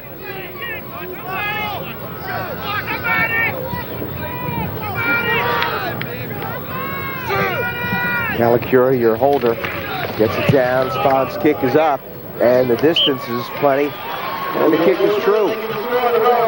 24-7 now. Rowan on top, extending their lead here with 9:22 left. Third quarter. We'll step away. Rowan by 17.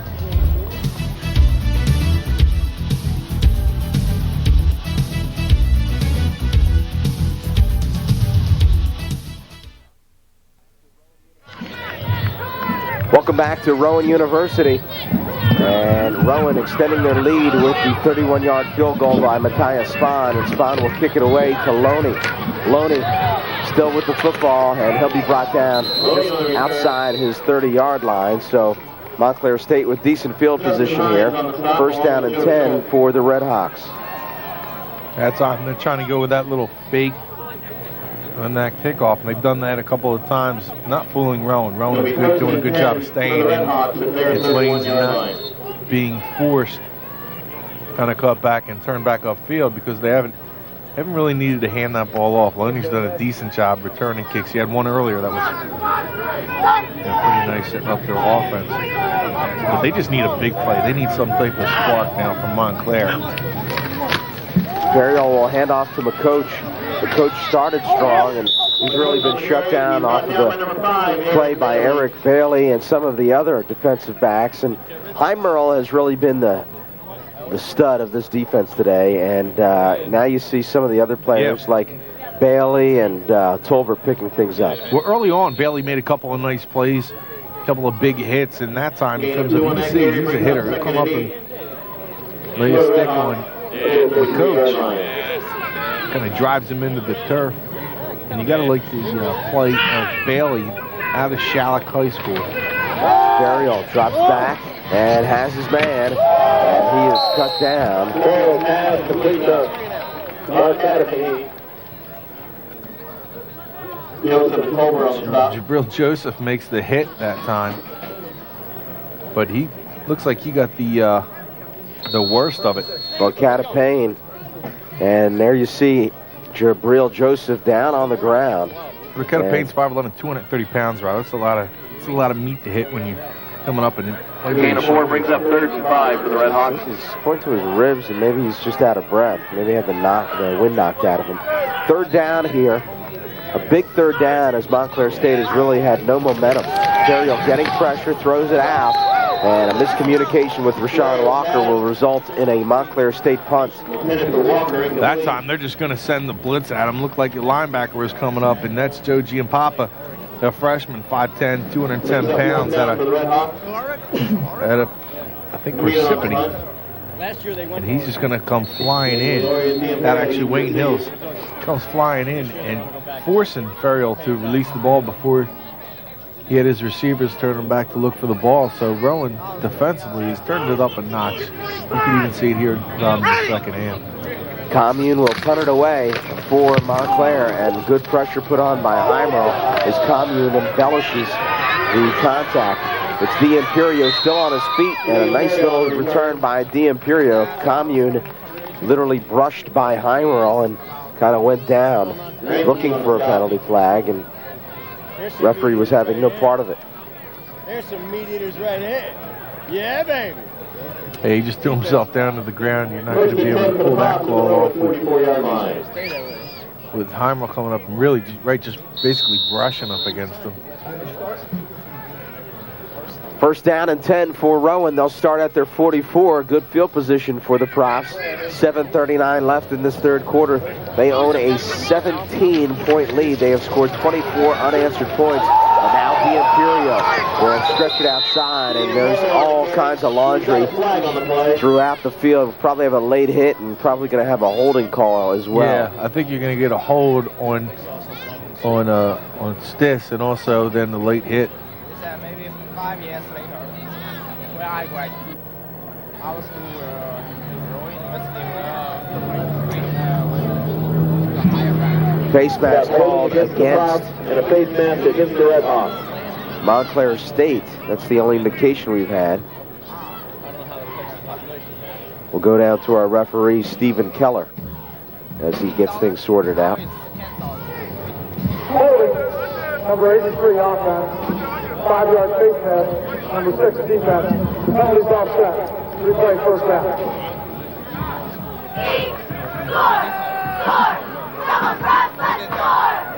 You see, look at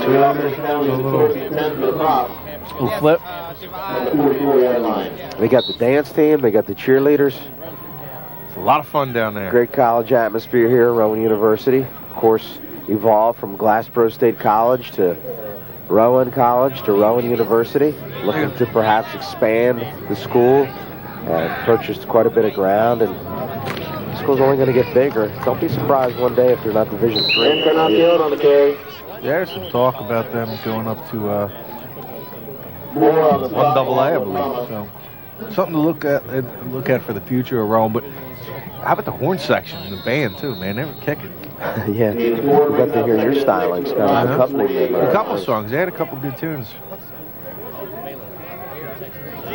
Second down here for the Profs.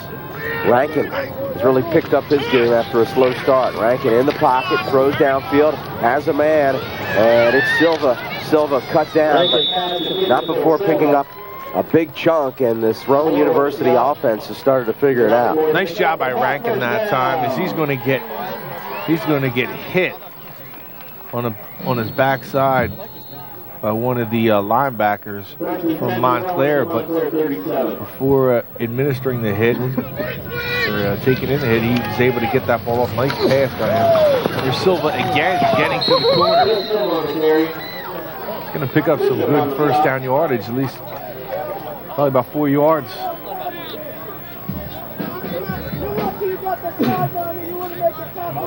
My partner, Rob, experiencing some sneezing issues, right? You got a little cold working? Nothing to worry about. Just sound a little more nasal than usual. Suck down some more tussin. More tussin, yes. Then we can talk about the Greek pig again. Incarnacion right up the gut.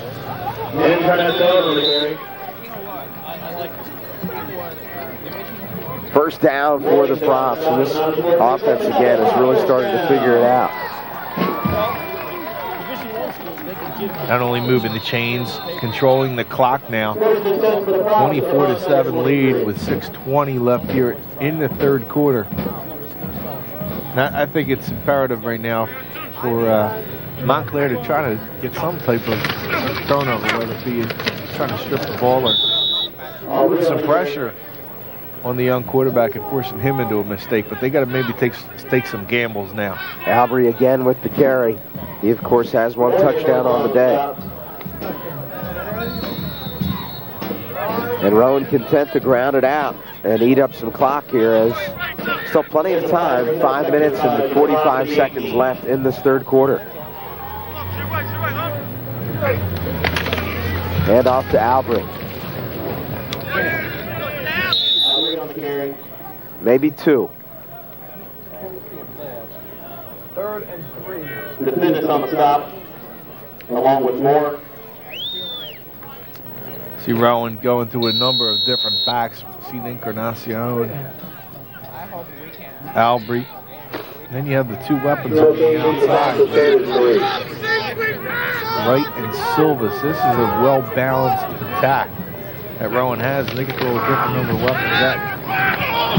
Over the middle and touchdown.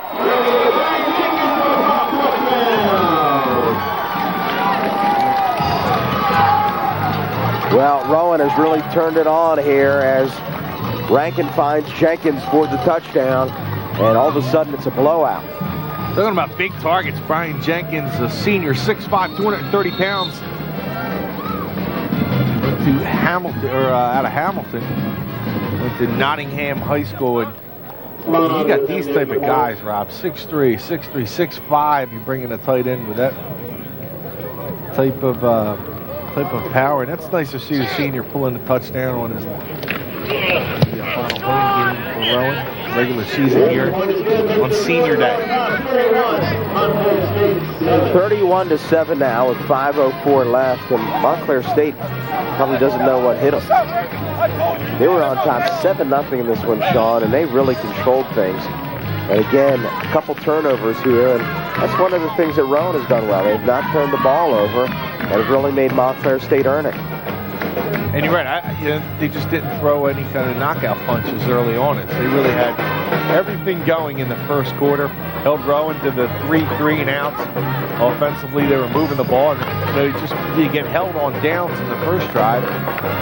And then the interception after you're moving the ball. And that turned everything around. Rowan now with a 31-7 lead. Continuing its hopes of getting into the postseason yet again. With a loss, they probably would not have had a shot to make it. With a win, they still may not make it. But this is more of an opportunity, Rob. This is maybe a good win for Rowan if they should hold on to this 24-point lead. Montclair's going to need 3 scores and have to go for 3 2-point conversions, Rob, and be successful in all of them. And that's a tall order with 5:04 left here in the third. There you see the scoring drive capped off by the Jenkins reception. Now, if Rowan wins today, they win the NJAC. If Montclair State wins today, would go to a tiebreaker, and they would lose to Cortland State because Cortland State defeated them earlier in the season 39-14. But right now, it's all Rowan. And Ty Spahn will kick it away once again, and Loney's been very busy.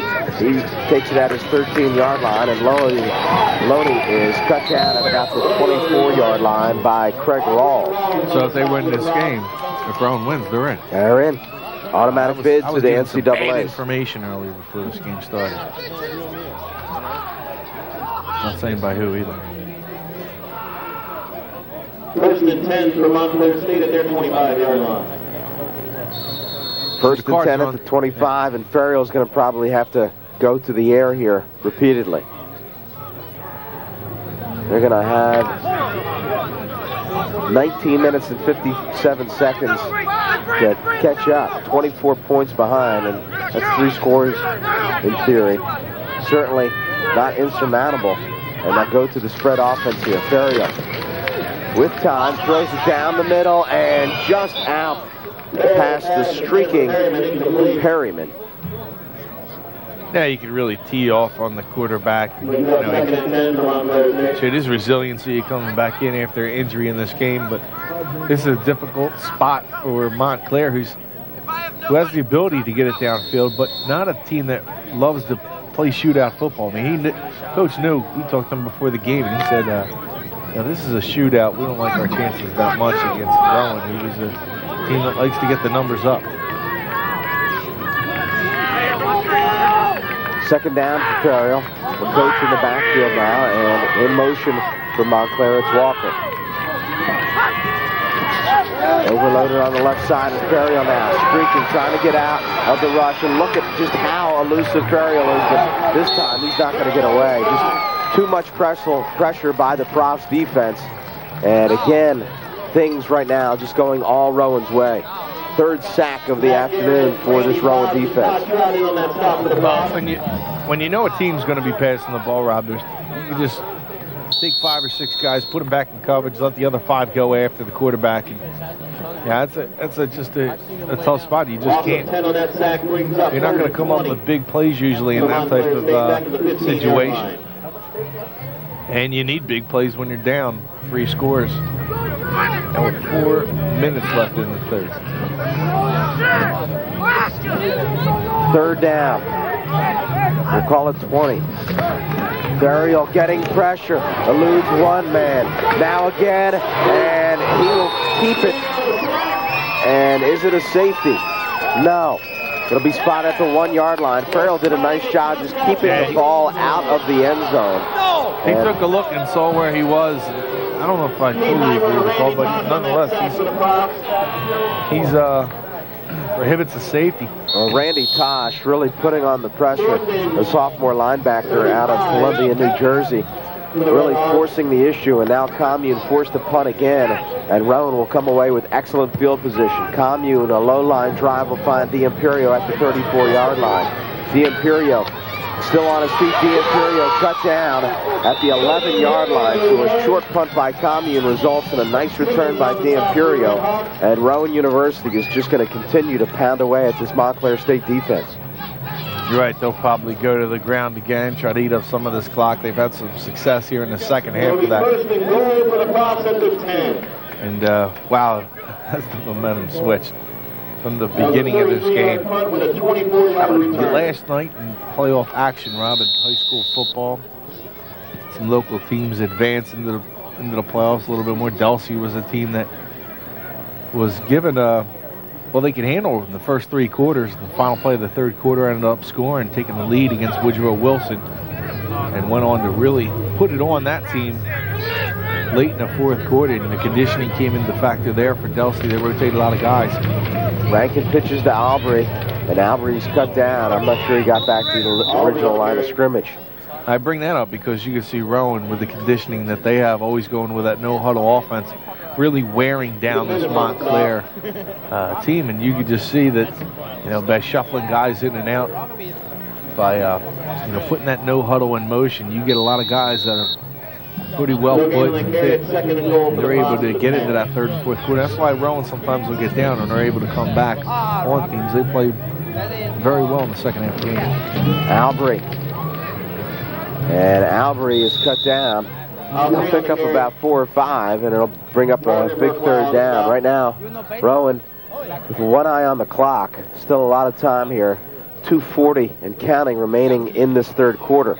Gain of 4 brings up Couldn't have a better day for football, Shawn. Oh, terrific. Just a little breeze, but it's great weather, great temperature.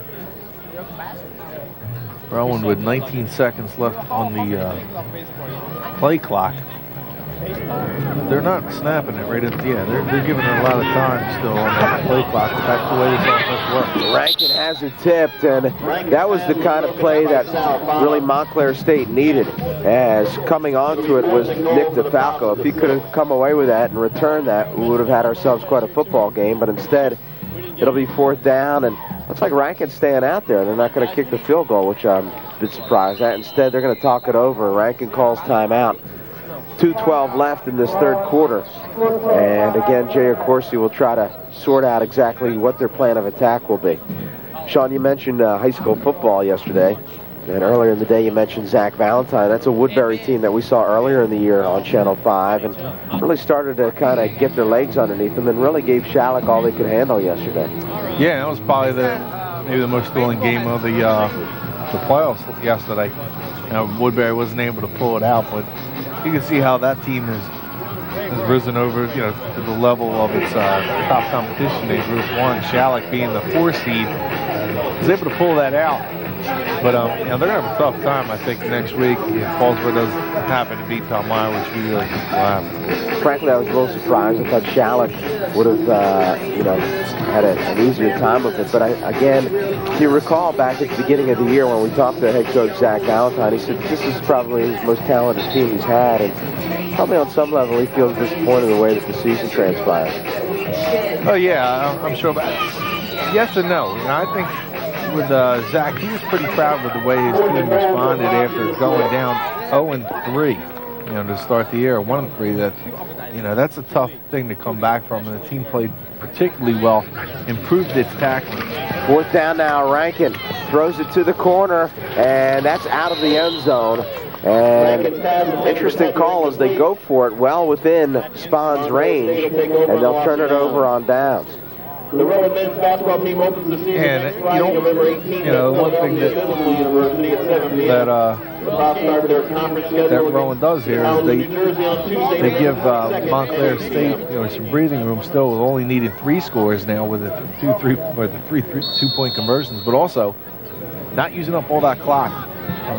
They run their offense and don't really stop, and you gotta like the aggressiveness of the coach.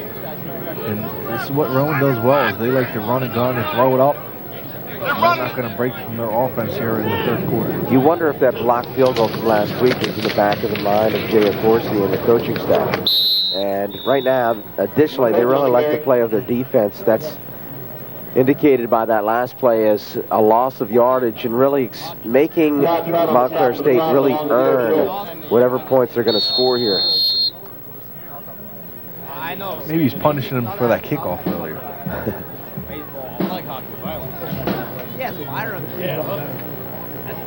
Second down. Loss of 1 brings up 2nd and 11 to the Red Hawks. I formation for Ferrial. Split right, it's Perryman. Burial will hand off again to McCoach.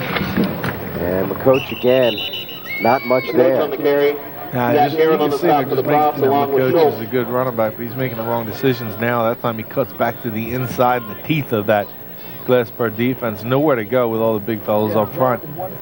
Maybe if he would have busted it out to the right, he would have picked up a little bit more yardage. This is an interesting team, this Montclair State team, because they're very young. Their running back's very young. Their line is very young. But remember, Ferriel's a senior, and they don't have a quarterback besides Ferriel. So, an interesting scenario. They're going to be inexperienced at that position next year, and it'll be interesting to follow them. They might be able to entice somebody to come in because they're going to know as a freshman they'll be able to play all 4 years for Montclair. And if you look at the talent that this team has and how young it is, that's pretty enticing. Wow, look at that second. It's negative 10 for Montclair State. I mean, you talk about turning things around.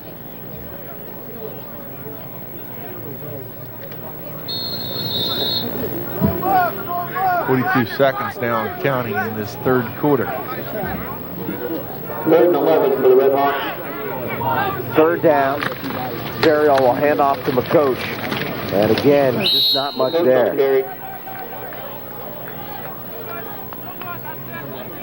And Commune will be forced to punt deep in his end zone. And they'd be wise to let it run out. That's why you get that little bit of wind. What is a little bit of wind? You get that with your back. So inside of 5 seconds here. If I was Rowan, I'd call timeout. I'd call a timeout, let them punt into the wind. You probably won't need your timeouts. It's the one spot you can push them back. They don't do so. Well, that's the end of the third quarter through 3 quarters of play. It's been the tale of the first quarter where Montclair State scored 7, and then the rest of the game where Rowan has really pounded the Red Hawks and put up 31 unanswered points. Rowan by 24 as we head to the fourth.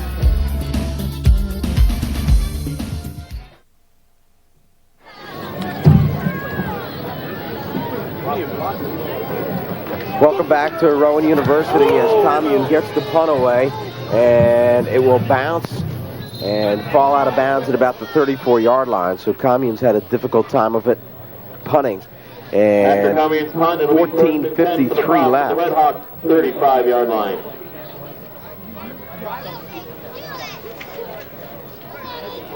And Rowan University in the driver's seat here. Basketball team hosts the Holiday Inn Classic. On Friday, Newman plays Salisbury at 6, followed by Eastern against Rowan at 8. On Saturday, Rowan with that shocking loss to William Patterson. Newman at 7. They did have that thrilling overtime win to Robert Morris. That's a good, in the year. that's a good indicator of these two teams. Montclair State losing to Iona, who's a 1AA school in overtime, and Rowan coming back from a big deficit to overcome Robert Morris, also a 1AA school. And that illustrates just how good these two teams really are. Bama and Hunt on the stop.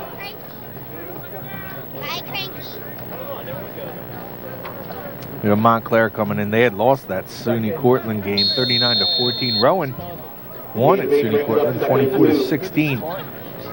Look at some of the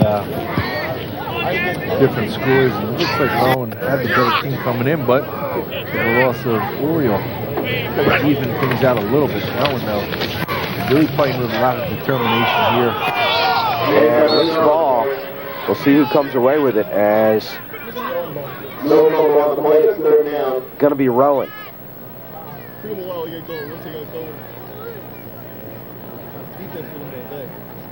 No, the D line is just really happy to see that. The finish of Brooklyn on the stop.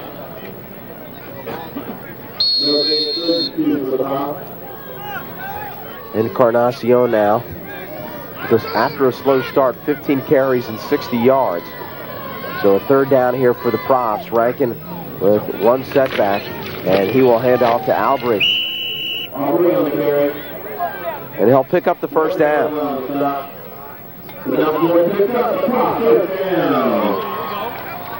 Yeah, this team is just really starting to pound away at that Montclair defense. Got to give credit to some of these guys up front who are doing a terrific job. Nemeth. Rankin and Sakine Wright. And I tell you what, Montclair State got away with one there as a little pump fake. And Montclair State's defensive back kind of chipped away at Sakine Wright. And that really blew up the play as Derek Simmons could have easily been called for pass interference. 2nd and 10 for the Props. Yeah, he had a step on his main. You're right, there was a little chip upfield, and it could have been called like an illegal contact. Maybe pass interference. None called. No one probably go back to the ground. Albrecht. And he goes absolutely nowhere. 3rd down now. Bishop on the stop along with Hunt. Yeah, some of these guys have been doing just an excellent job. Rowan does a good job of shuffling in its players. 1 on that carry brings up 3rd and 11 for the Props. Tight end, wide receiver will come in. You know, it's interesting because Montclair State has no players from South Jersey, whereas Rowan has a nice mix from the shore area down South Jersey and also North Jersey. And Giancola, as we mentioned before, a product of Glassboro State, so not necessarily looking to reach into this region where you and I know there's so much talent. But Rowan, and I think that's one of the reasons why Rowan has been so successful. Number 12, Because they've really owned this. They've really owned this area in terms of recruiting. Yeah, and that's when you have success. When you have success on your team, Rob, and then you got like a breeding ground over here with some decent football players coming out of the South Jersey area, and you're able to pull in some of these guys like from Hamilton and Williamstown, Paulsboro, Washington Township. You're going to get some good players, and they're going to stay at home. You get your family out over here who can see you play. Rankin, and he's hit and brought down.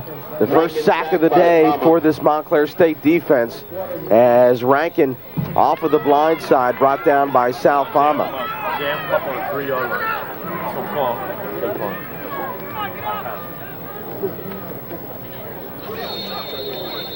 And it will be McCord. McCord really played a large role in keeping Rowan in this game by some fine punts in the first half, but he hasn't had much work since then. And he'll punt it away to Loney. High punt, and it will be Loney who calls the fair catch inside his 15-yard line. And it'll be 1st down and 10 for Montclair State. After the punt will be 1st and 10 for Montclair State. Wonder how much that injury to Pearl has hampered his play, because he had a 3rd and 11 on the previous possession, Rob, and they go to the ground. That's makes you wonder maybe something's more up with Farrell than you think. Now, he looked like he's moving around. But down 3 scores, 3rd and 11. I know you're deep in your own territory, but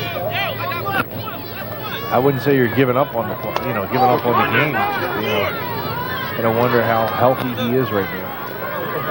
1st down and 10. Burial, quick drop, throws it, has a man, and it is caught. He held on to it, I believe. That's a good catch. Burial's pass complete to Letizia. So Letizia has it knocked out and holds on to it. One of the things that we haven't talked about at length is this Rowan team banged up. Of course, they lost Oriole. We've talked about that. And, Oriole, one of the top quarterbacks in probably Division III football. But they also lost Brian Bond, who's one of the top defensive players along the East Coast. So when you lose your top player offensively and defensively, and you're still able to maintain your success, that illustrates some of the depth of this Rowan program. Yeah, Bonds was a terrific player, a senior, defensive end, 6'2", 240 pounds, at a West Morris Central. And, he was just a stud defensively, really wreaked a lot of havoc in the backfield of opposing teams. And to lose a guy like that, and then you lose Oriole, that's going to deflate you somewhat, and that's why you can see a 1st and 10 for Montclair State. A stumble there with William Patterson. You wouldn't expect them to lose to William Patterson. William Patterson, they're a very good team. But, you lose a couple of guys like that, you're looking past a couple of teams, and it's just remarkable how this team is still able to stay on top, and that speaks to the talent level that, of course, he is able to provide and bring in a little depth as guys go out. He's able to bring other guys that are not as good, but certainly can fill the holes. Burial again brought down. So second down. One on that carry brings up 2nd and 9. Burial will sleep well tonight. 42-yard line. I'm just amazed at how different these two teams have played since the first quarter. I mean, the contrast is stark.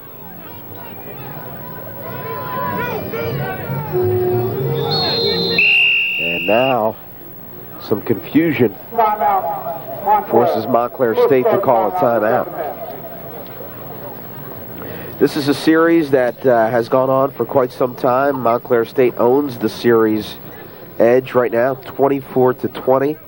Last year, Rowan defeated Montclair State 42-14 at Montclair State, and the year prior, Montclair State with a bit of an upset as they defeated Rowan 21-20. Typically, these two teams play each other the last game of the year, and that oftentimes determines who's going to win the conference. Next year, that won't be the case, as Montclair State will complete the season at Western Connecticut. Rowan has won 12 of the last 15 meetings, and prior to that, Montclair State had won 12 of the last 12 of 14. So, again, it's a series that kind of swings back and forth, and right now, it's really gone to Rowan in these past few years. 2nd and 9 for the Red Hawks at the 42-yard line. Trips left for Ferriel. 2nd down and 9. It's McCoach in the backfield. Ferriel, deep drop, and trying to set up a screen. Ferriel, and he's not going to elude the rush. That's a case where Ferriel has to just throw that away and just start all over again.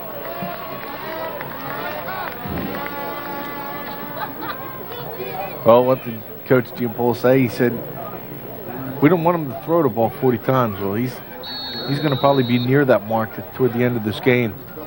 He's really put it up a number of times, and now he's really starting to struggle, where Rowan's doing a terrific job defensively, just sagging back. I mean, you're really forcing into a situation where you cannot get the ball deep, or you got to try to make a terrific pass to get something completed. Meanwhile, you got a rush into your face.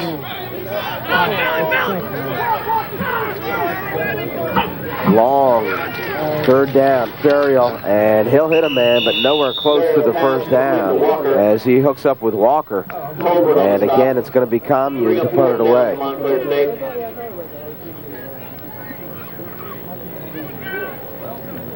And I think at this point, Montclair State is just content to get out of here, as they don't really know what hit them after that first quarter. A couple of turnovers, and Rowan playing like the Rowan that most people know from the past couple of years. Short hop to Commune. He'll get the punt away, end over end, and fielded by the Imperio at the 34-yard line, and fumbled away. Montclair State able to come away with it. Fumble on the play. I say what a terrific run by the Imperio. Wasn't able to secure the ball, and now Montclair has the ball back. Still down by 3 touchdowns and 3 two-point conversions with 8:48 left. Well, that's a break that Montclair State needs. It's a question of whether or not they have enough time here. As again, Ferriel, we mentioned before, a converted wide receiver, now their quarterback. And this is not an offense geared to coming back from 24-point deficits. Trips left. 45-yard line. 2 receivers split right.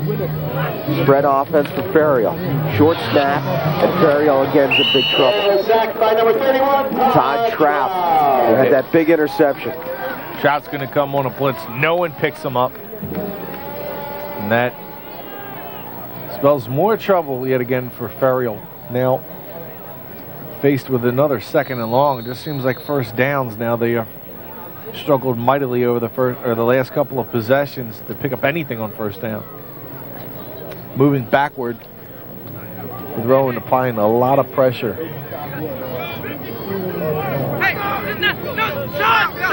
Second down.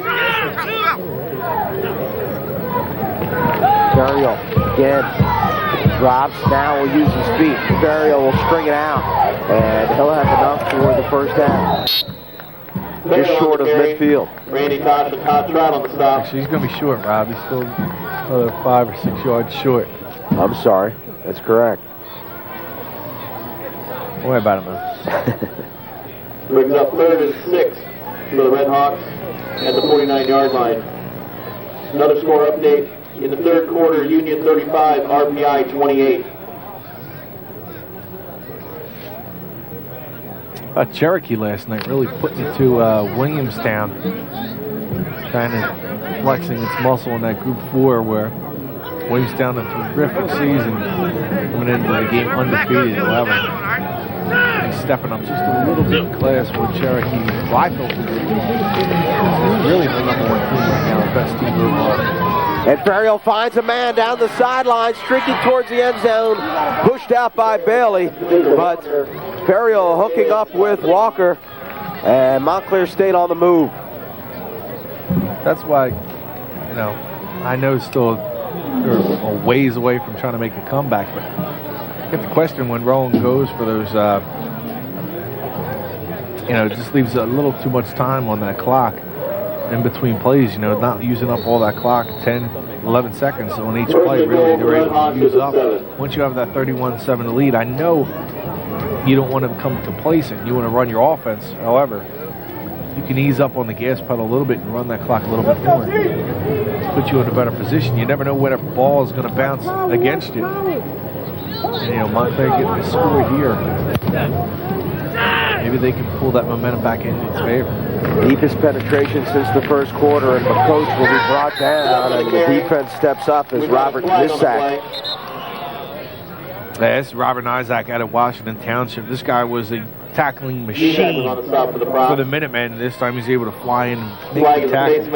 Of course, when you have guys playing that well at linebacker, doesn't matter how much time you have off the clock. Face mask called there. Washington Township, of course, plays in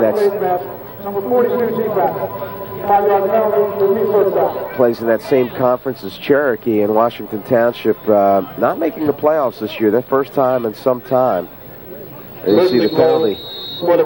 And Cherokee, as you mentioned, playing in that tough Olympic conference, and Williamstown really enjoyed a great season, but there's a considerable difference between the Olympic and the Trico football-wise.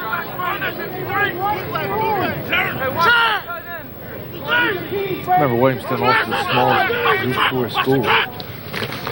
Ferrial back to pass, has a man, throws it up, and it's caught. Touchdown. Ferrial hooks up with his tight end, Rob Domke, and Domke's still on the turf.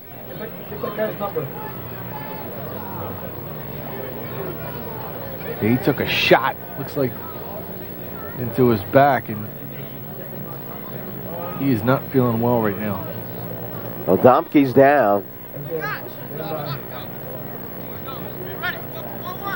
And the training staff will have to come out and attend to Domke.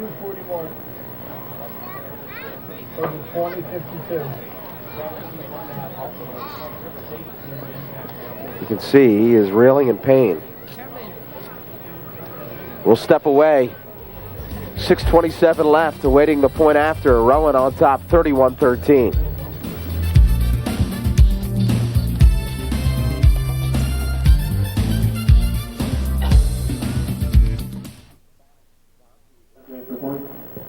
Welcome back. Domke able to get off under his own power. And Montclair State will attempt the point after. The kick is up. And it's good, and a little surprised they don't go for two there. 31, Montclair State 14. I can't even begin to tell you why they would have done that. 2005 NCAA Division III football championship. So now it's still a 3-possession game. The selections and brackets will be broadcast live. They could have cut it to a 2-possession game. ESPN News can be found on DirecTV on channel 207. Yeah, Dish I don't Network know. at channel 142. Can't figure that one out. Some cable systems. Maybe they're also thinking, carry ESPN News. I don't know. I don't know what they're thinking. They're down by 17 now, so you now don't have to worry about 2-point conversions. You can just go for the 2 touchdowns and the field goal. But get the ball back 3 times with this Rowan offense, doing pretty well on the ground. It's going to be a tall order.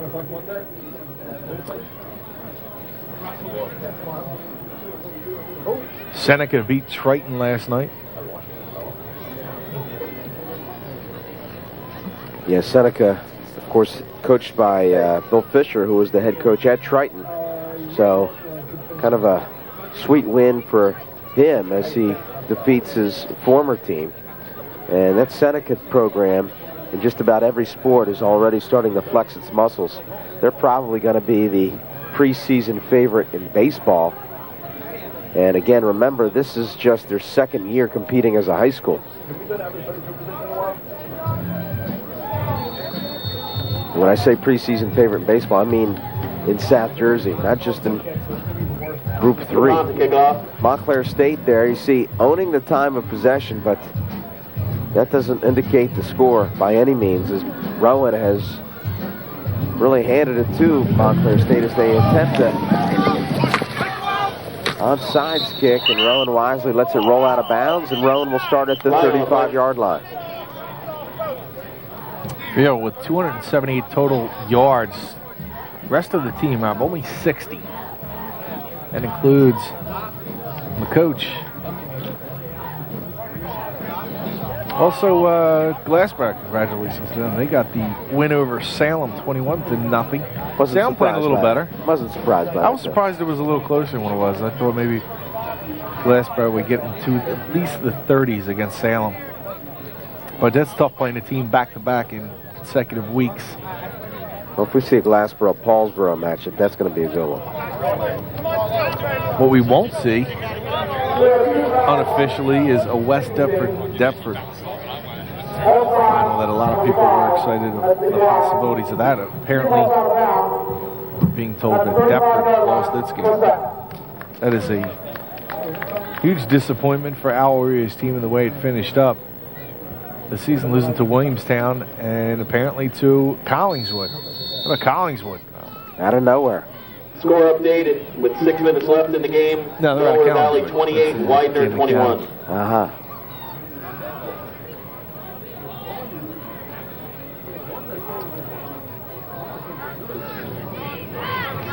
Let's go! Well, right now, Rowan, with 6:26 left, will be content to just pound it on the ground and eat up clock. And there's a loose football there. But they roll it down. Brookwow on the stop along with Delaware Worthington. Valley, we mentioned before, came into this game as the #1 team in the Northeast region. They are undefeated, and they are leading Widener 28-21 late in the fourth quarter. So Gain of 2 on that carry brings up 2nd and 8 for the Props. they will have the 37-yard brunt line. of the games played at Del Val if that continues. That's a program that has really turned it around the last couple of years. Second down, and again they'll stick to the ground, and Albury is cut down, and picking up maybe a yard. Wells on the stop. Of course, basketball season right around the corner. Rowan will open up next week to start things, and already some of the major Gain programs of 1 on have that carry brings up begun 3rd their and 7 season. for the Props. So it's hard to At the believe it's 38-yard already line. going to be basketball season, Sean. Yeah. Unbelievable. That was a nice tackle by John Wells. You're right. Can't believe the winter season is right upon us. Just the other night it was like 75 degrees. Got Great cold day now. today again, as we mentioned. So Not ready to think basketball. The winter season's a tough season. well, plenty of good football left too, of course, as we head to playoffs for high school football and Flying on the play. college football. And you know, it just goes back to, we didn't really talk about this, Sean, but Division III and Division II, and 1AA has a playoff format. And yet, for some reason, you can't get it in Division I. I mean, it's ridiculous. After the penalty, You're right, it's 3rd and 12 for the Props back to the Everyone loves 33-yard line. the Stag Bowl and all the excitement leading up to it. We did a Rowan playoff game here, I believe, last year.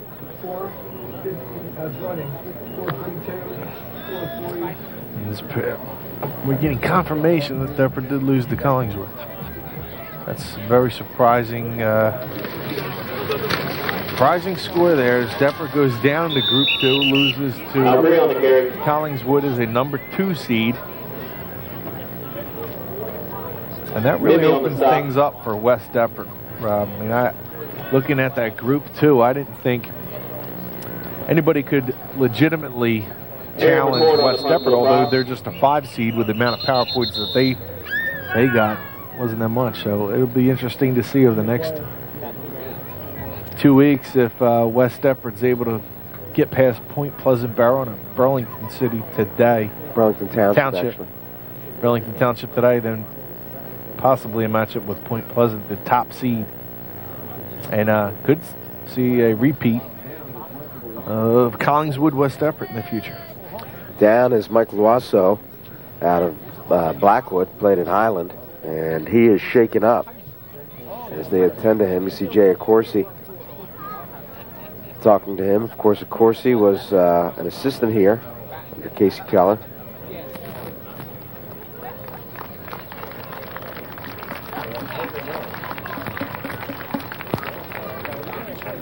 That's Mike Loiseau for the props.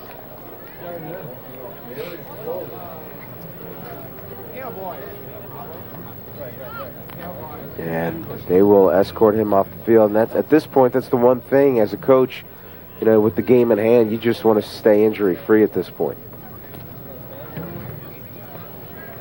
4:07 left, and it'll take 3 scores from Montclair State to come back in this one.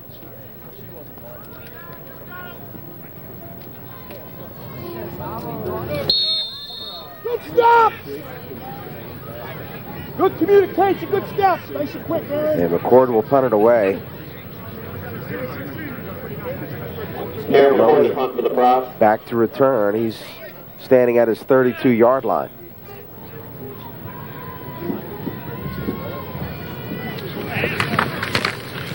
Snap to McCord. That's off the side of his foot. And that will take a hop. Loney will field at the 35. Beats one man. And he's finally tackled. Loney on the return. Justin Hines on the And up tackle. here, the Montclair State coach is yelling for a face mask. And no call made, so 3:34 left. And Montclair State will have to drive 63 yards or so to score a touchdown.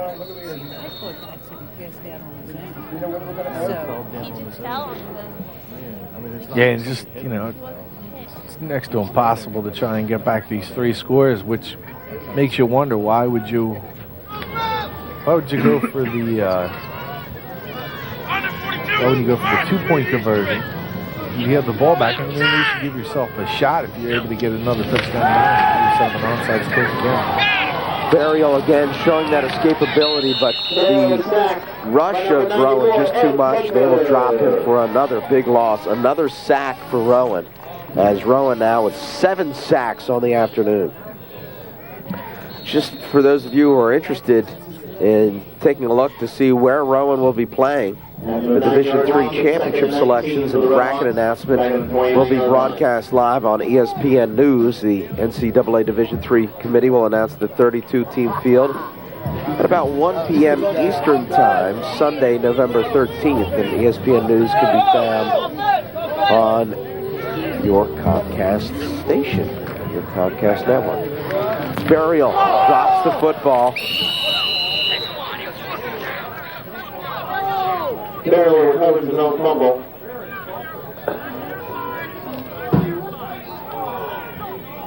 That fumble was And Ferrial continues to have a tough go of it. You know, this is Ferrial's last season, and he has to feel good about what he accomplished here as a senior. You know, not playing quarterback and then all of a sudden thrust in that position. And on the whole, I think if you talk to Rick Giancola, he'd say, you know what, we had a pretty successful season given our circumstances. Oh, yeah, absolutely. They came into this year with no uncertainty, or a tremendous amount of uncertainty on the offensive line with all them young guys. Weren't sure exactly how they were going to play together. Then the quarterback situation was a complete mess. Well, they didn't have a quarterback. I mean, that's not even inconceivable to think about. You don't have a quarterback to start the year, and they just needed to thrust fear on that position. Sometimes good things happen when you least expect it. turning into a nice quarterback. And I'll tell you what, you're right. This team is going to be pretty good in the near future with that offensive line.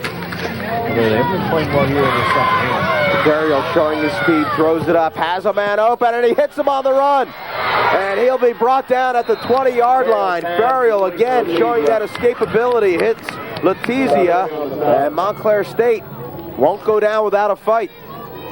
57-yard hookup after the long third down. Montclair State will hustle as we're inside of 2 minutes now. 31-14, Rowan with the lead, and Ferriol quickly looks to the sideline to get the next play.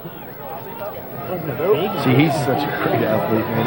He sprints out to his left, throws a strike downfield. Ferriol again getting the rush tipped up. This is dangerous, and it's Montclair State who comes away with it. So the tip drill here goes Montclair State's way, and tides are starting to turn. It may be a case of too little too late, though, as we're now down to 123. This is Sakeen Wright. He's starting to take his stuff off. My afternoon's over. First down and 10 for Montclair State. Ferriol again in the shotgun. Trips right. Ferriol back to pass. And flushed out of the pocket, and he'll be sacked. By number 34, Randy Todd. I'll tell you what, I've gotten to know Sakeen Wright over the last couple of years. You know, with him at high school, and he really is generally a nice guy. He's one of them guys you don't mind just sitting back talking a little bit about football, joking around with and stuff. Just a nice guy. What an addition he's been for this Rowan team over the last couple of years, Rob. I mean, that's a guy you get into your program, and he's a difference maker immediately. Montclair State will burn a timeout. They have one remaining. 1:01 left, 31-14. And again, you have to wonder, just go back a little bit, if Montclair State scores a touchdown here, if they would have went for the two-point conversion and made it earlier, make it again, then an onside kick, and you got yourself a football game. But I think it's pretty much impossible for Montclair State to come away with 3 scores in this span of time. You could probably get your eraser out and take out pretty much. I'll go on record to say it's impossible for them to come back with 1:01 down by 17 points. So Ferriol pumping up his team here, marching the Red Hawks down the field. Second down.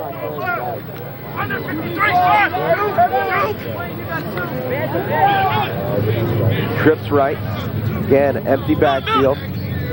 Ferriol under center. Quick drop, throws across the middle, has a man in and out of his hands, and it'll be third down. Nice defense by Calcura, the sophomore out of Washington Township, Turnersville, New Jersey. Ferriol now 19 for 32, 303 yards. Quite an afternoon. That's a nice way to finish up your career. 2 interceptions.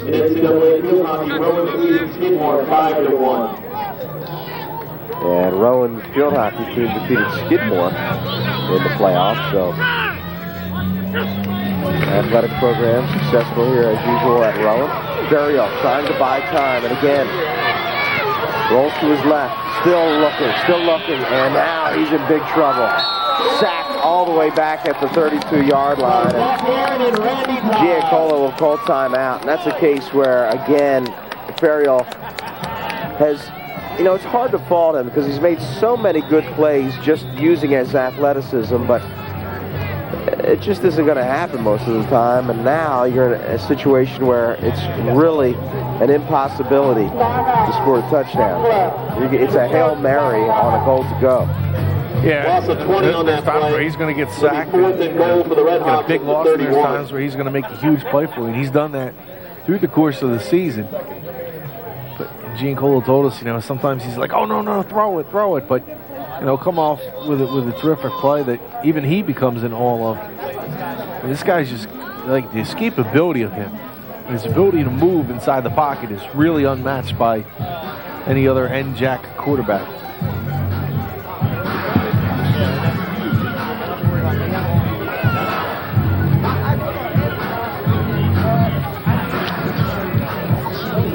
Got the Rowan dance team.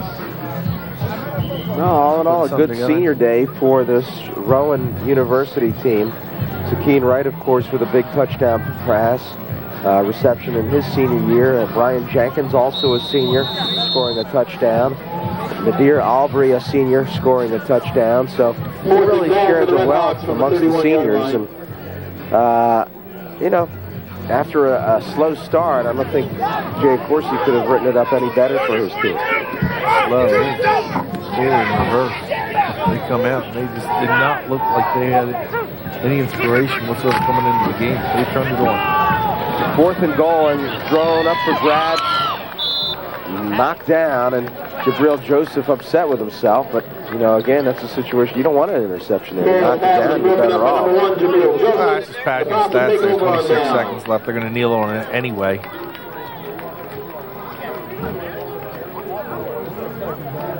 Well, Rowan University, things were looking bleak initially, but their fortunes have changed considerably, and what's become a regular occurrence, they will head on to the postseason, and it'll be interesting to see whether or not they host the first round of the playoffs. Are we getting inside here again?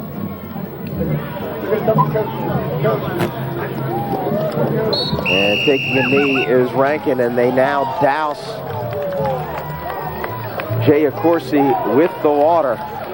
And probably won't feel so bad today on this warm afternoon. And Rowan University will call it a day and call it a season as they will head to the playoffs now, coming off of that tough loss to William Patterson, that man Jay Accorsi and his Rowan University profs. A nice job defeating Montclair State 31-14.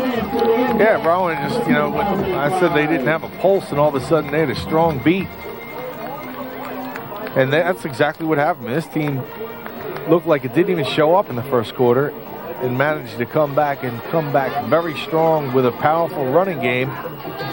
Then they mixed in Sakeen Wright, Silva, and Jenkins in the passing game, and now Rowan moving on.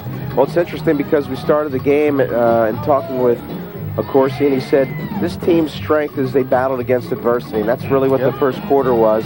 They've had to battle through the injuries to Oriole and Bond, and now they will face some more adversity as they will head to the playoffs against some excellent opponents, somewhat depleted, but don't count this Rowan University team out. I want to thank you for joining us.